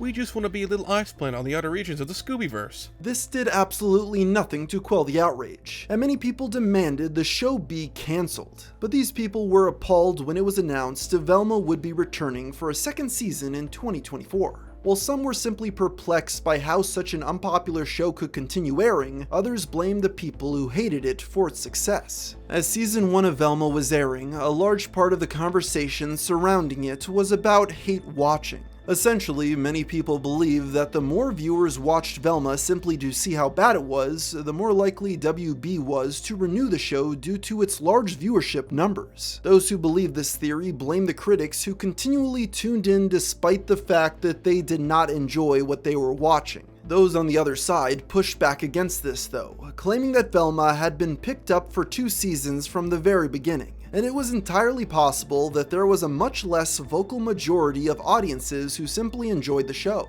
Regardless, time will tell if the writers will alter course due to the backlash they received. Given their penchant for meta humor though, it's all but guaranteed they'll at least mention it. Reality television often carries the stigma of being trashy, lowbrow entertainment. Rather than try to remove that image though, many series in the genre have chosen to embrace it, playing it up and trying to top whatever has come before. And in January of 2023, TLC would premiere a show that put all of its peers to shame with its shamelessness, MILF Manor. The premise of the program was simple. A group of 8 single, middle-aged mothers were sent to live in a villa together where they would pursue relationships with younger men. There was just one catch. The pool of eligible bachelors they had to choose from were their sons. Prior to arriving on set, none of the contestants were aware of MILF Manor's true nature. True, the mother and son pairings had traveled together, but the casting call they were responding to did not exactly tell them the complete story. Nevertheless, the show's contestants took it in stride and seemed to embrace the twisted humor, but many viewers had a much different reaction. A vocal section of the internet was horrified by MILF Manor, and one review described it as a new low for reality TV, perhaps even a rock bottom.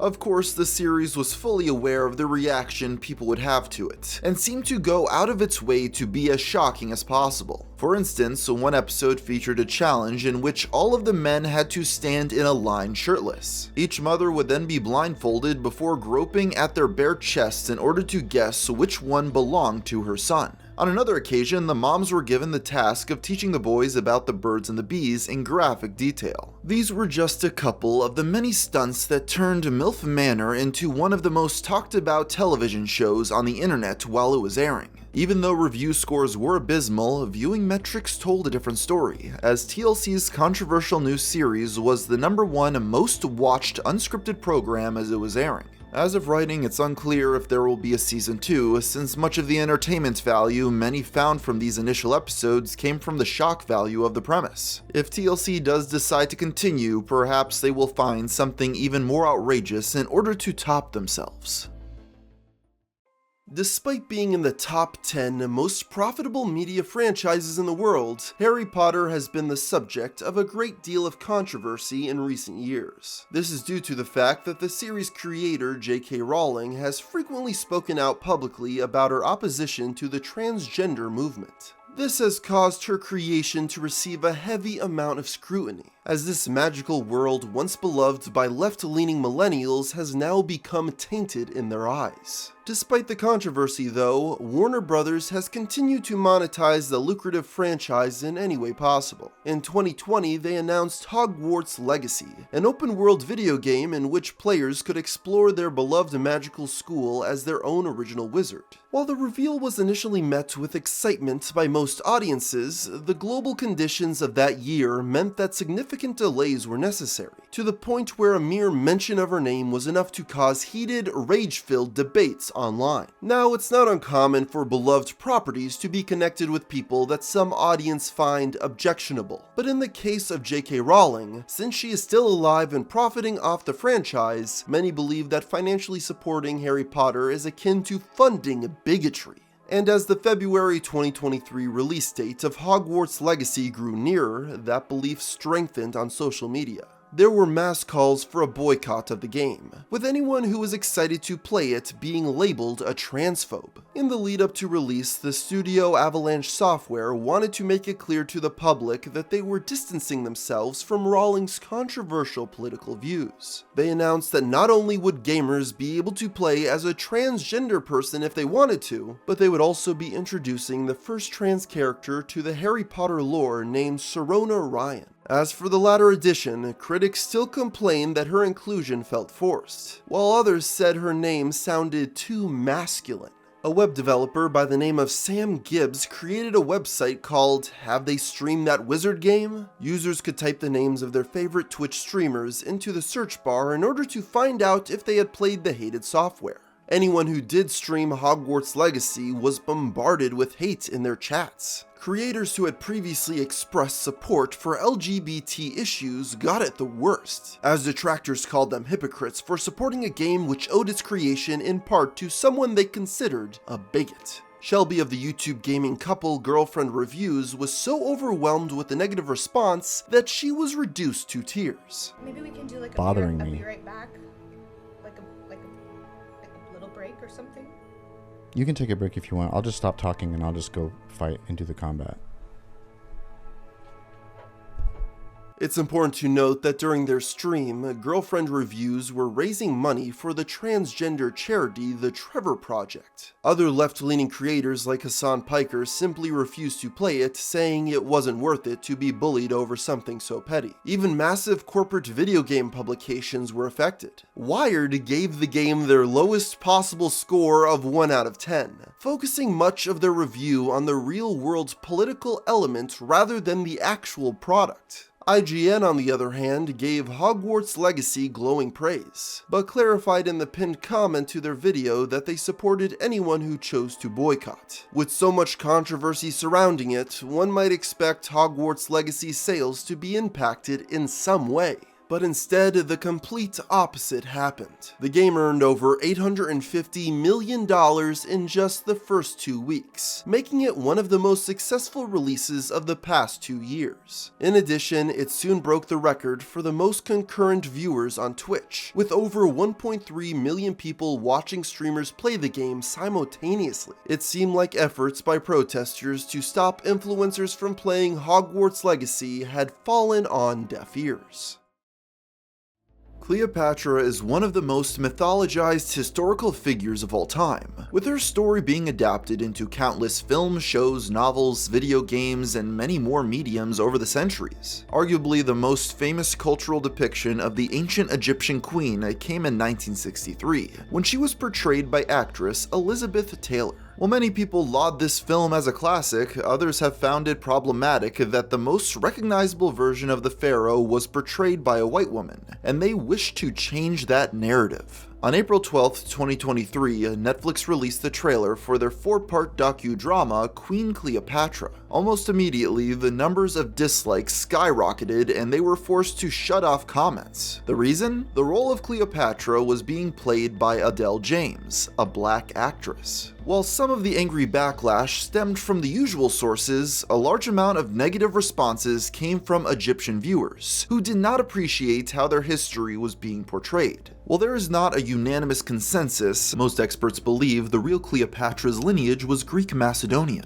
It is also widely debated if ancient Egyptians had dark skin the way other African people do. While Netflix was claiming to be progressive by finally casting a black woman in the role, critics from Egypt argued that this was just another example of Americans stealing their culture to prop up their own. Following this backlash, the show's director, Tina Garavi, decided to write an op-ed arguing against the Egyptian people who were mad at her depiction. Perhaps it's not just that I've directed a series that portrays Cleopatra as black, but that I have asked Egyptians to see themselves as Africans, and they are furious at me for that. I am okay with this. It is important to note that Tina herself is not Egyptian. Of course, another aspect that had people wary of the show early on was the fact that it was both narrated and executive produced by Jada Pinkett Smith. The actress's public image had taken a notable downturn following an incident during the 2022 Academy Awards show in which her husband Will Smith assaulted comedian Chris Rock on her behalf. This had happened less than a month before the trailer dropped, and thus the animosity felt toward the Smith family was still fresh on most people's minds. The final nail in the coffin came when the critic reviews began dropping, as they tore Netflix's new series to shreds. And with that, as quickly as people jumped on the program, so too did they forget about it.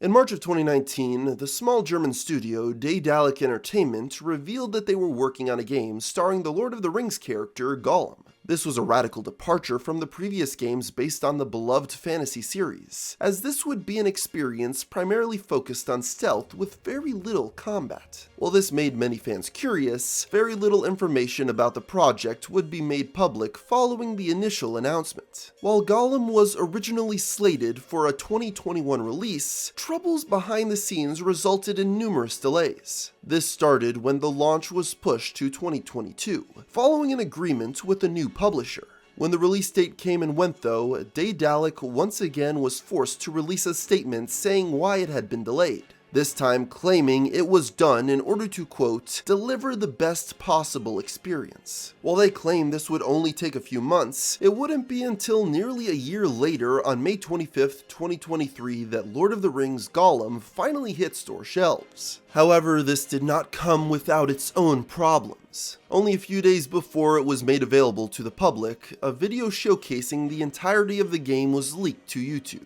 The upload managed to remain live for several hours before finally being removed, giving audiences ample opportunity to see how unpolished and dull the experience looked, despite having been delayed by nearly 2 years to fix these problems. For anyone who was still excited to play Gollum, this certainly dampened their expectations. When players finally got their hands on the game, they were incredibly disappointed to find that all the bugs and unfinished graphics present in the leaked video were still there in the final product. Metacritic scores from both critics and audiences were abysmal, making it the worst rated AAA game of the year. This was not helped by its forms of monetization. If players wanted to hear the elf characters speak in the Elvian language from Tolkien's original books, they would have to pay an additional $2.99. If they wanted extra lore information scattered throughout the game world, that would cost another $4.99.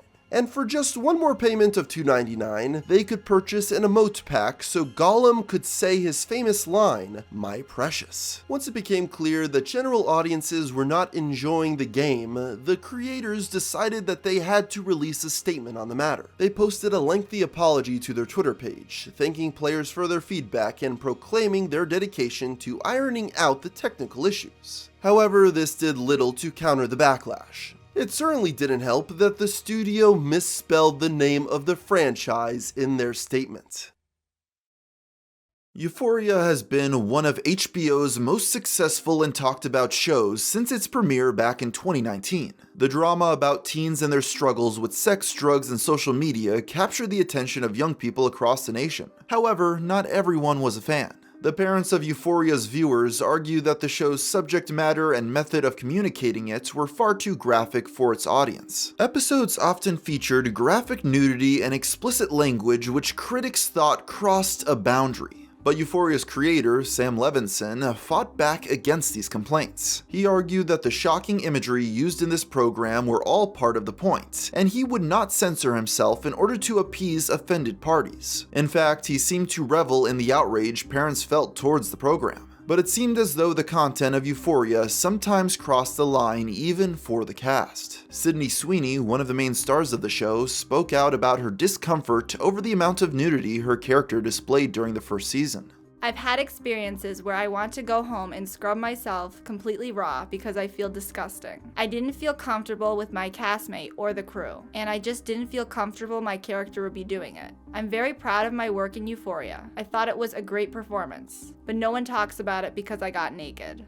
It's important to note that she did not blame Sam Levinson for her feeling this way. In fact, as he was writing the second season, he and Sweeney reportedly had a discussion which ended with him cutting down the amount of sexual content significantly. That being said though, it seemed like not every actor had such a positive experience working with Sam. A couple of months after the second season finished airing, it was announced that actress Barbie Ferreira would be leaving the show. This was not a huge surprise, as her role had been reduced significantly between seasons 1 and 2, but it did prompt some speculation about potential tension on set. This seemed to be confirmed when an anonymous source spoke out about the heated nature of Sam and Barbie's dynamic. Sam is a very specific type of director, and Barbie was just not able to handle it. The source also claimed that Barbie's attitude wasn't much better, as she was allegedly a bit of a diva who often let her ego get the better of her. The young actress soon refuted these rumors though. According to her, there had been no bad blood between herself and the showrunner, and she had left simply because there was nowhere else for her character to go. Despite these controversies, Euphoria proved to be a massive hit for HBO, and thus the network was eager to work with Sam on whatever his next big project might be.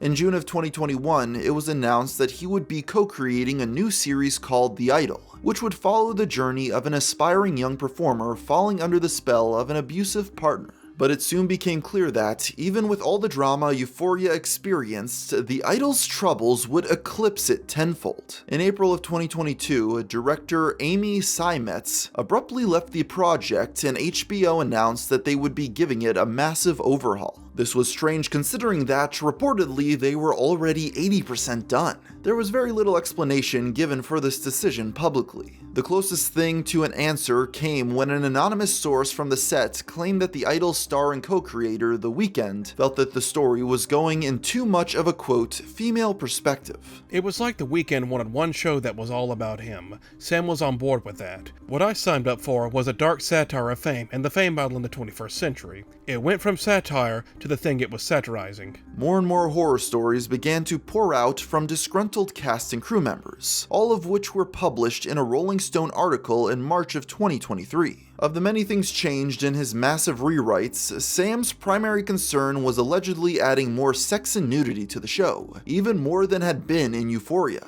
Insiders were horrified by these changes, describing the new scenes as torture. On top of that, crew members claimed that the production had become significantly more chaotic since Amy's exit, as daily schedules were reportedly being altered on the fly and rewrites were occurring constantly. It is important to note that not everyone was opposed to Sam's new direction. Lily Rose Depp, The Idol's other lead actor, stated that she had an incredibly positive experience with the showrunner, even describing him as the best director she had ever worked with. But this did not stop both critics and general onlookers from lambasting the program before it was even published. Those who saw its early premiere at the Cannes Film Festival largely reviewed it negatively, citing The Idol's heavy emphasis on sexual content with a shallow message. Sam, though, was unfazed. When my wife read me the article, I looked at her and I just said, I think we're about to have the biggest show of the summer.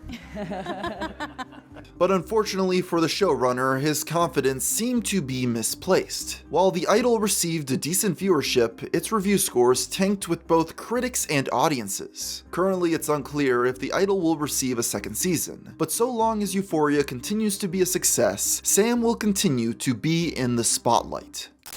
So there you have the biggest fights over media on the World Wide Web in the past decade, and I think if one thing's clear is that this trend will probably never end. And with that thought, I think I'll end the video here. So until next time, thanks for watching.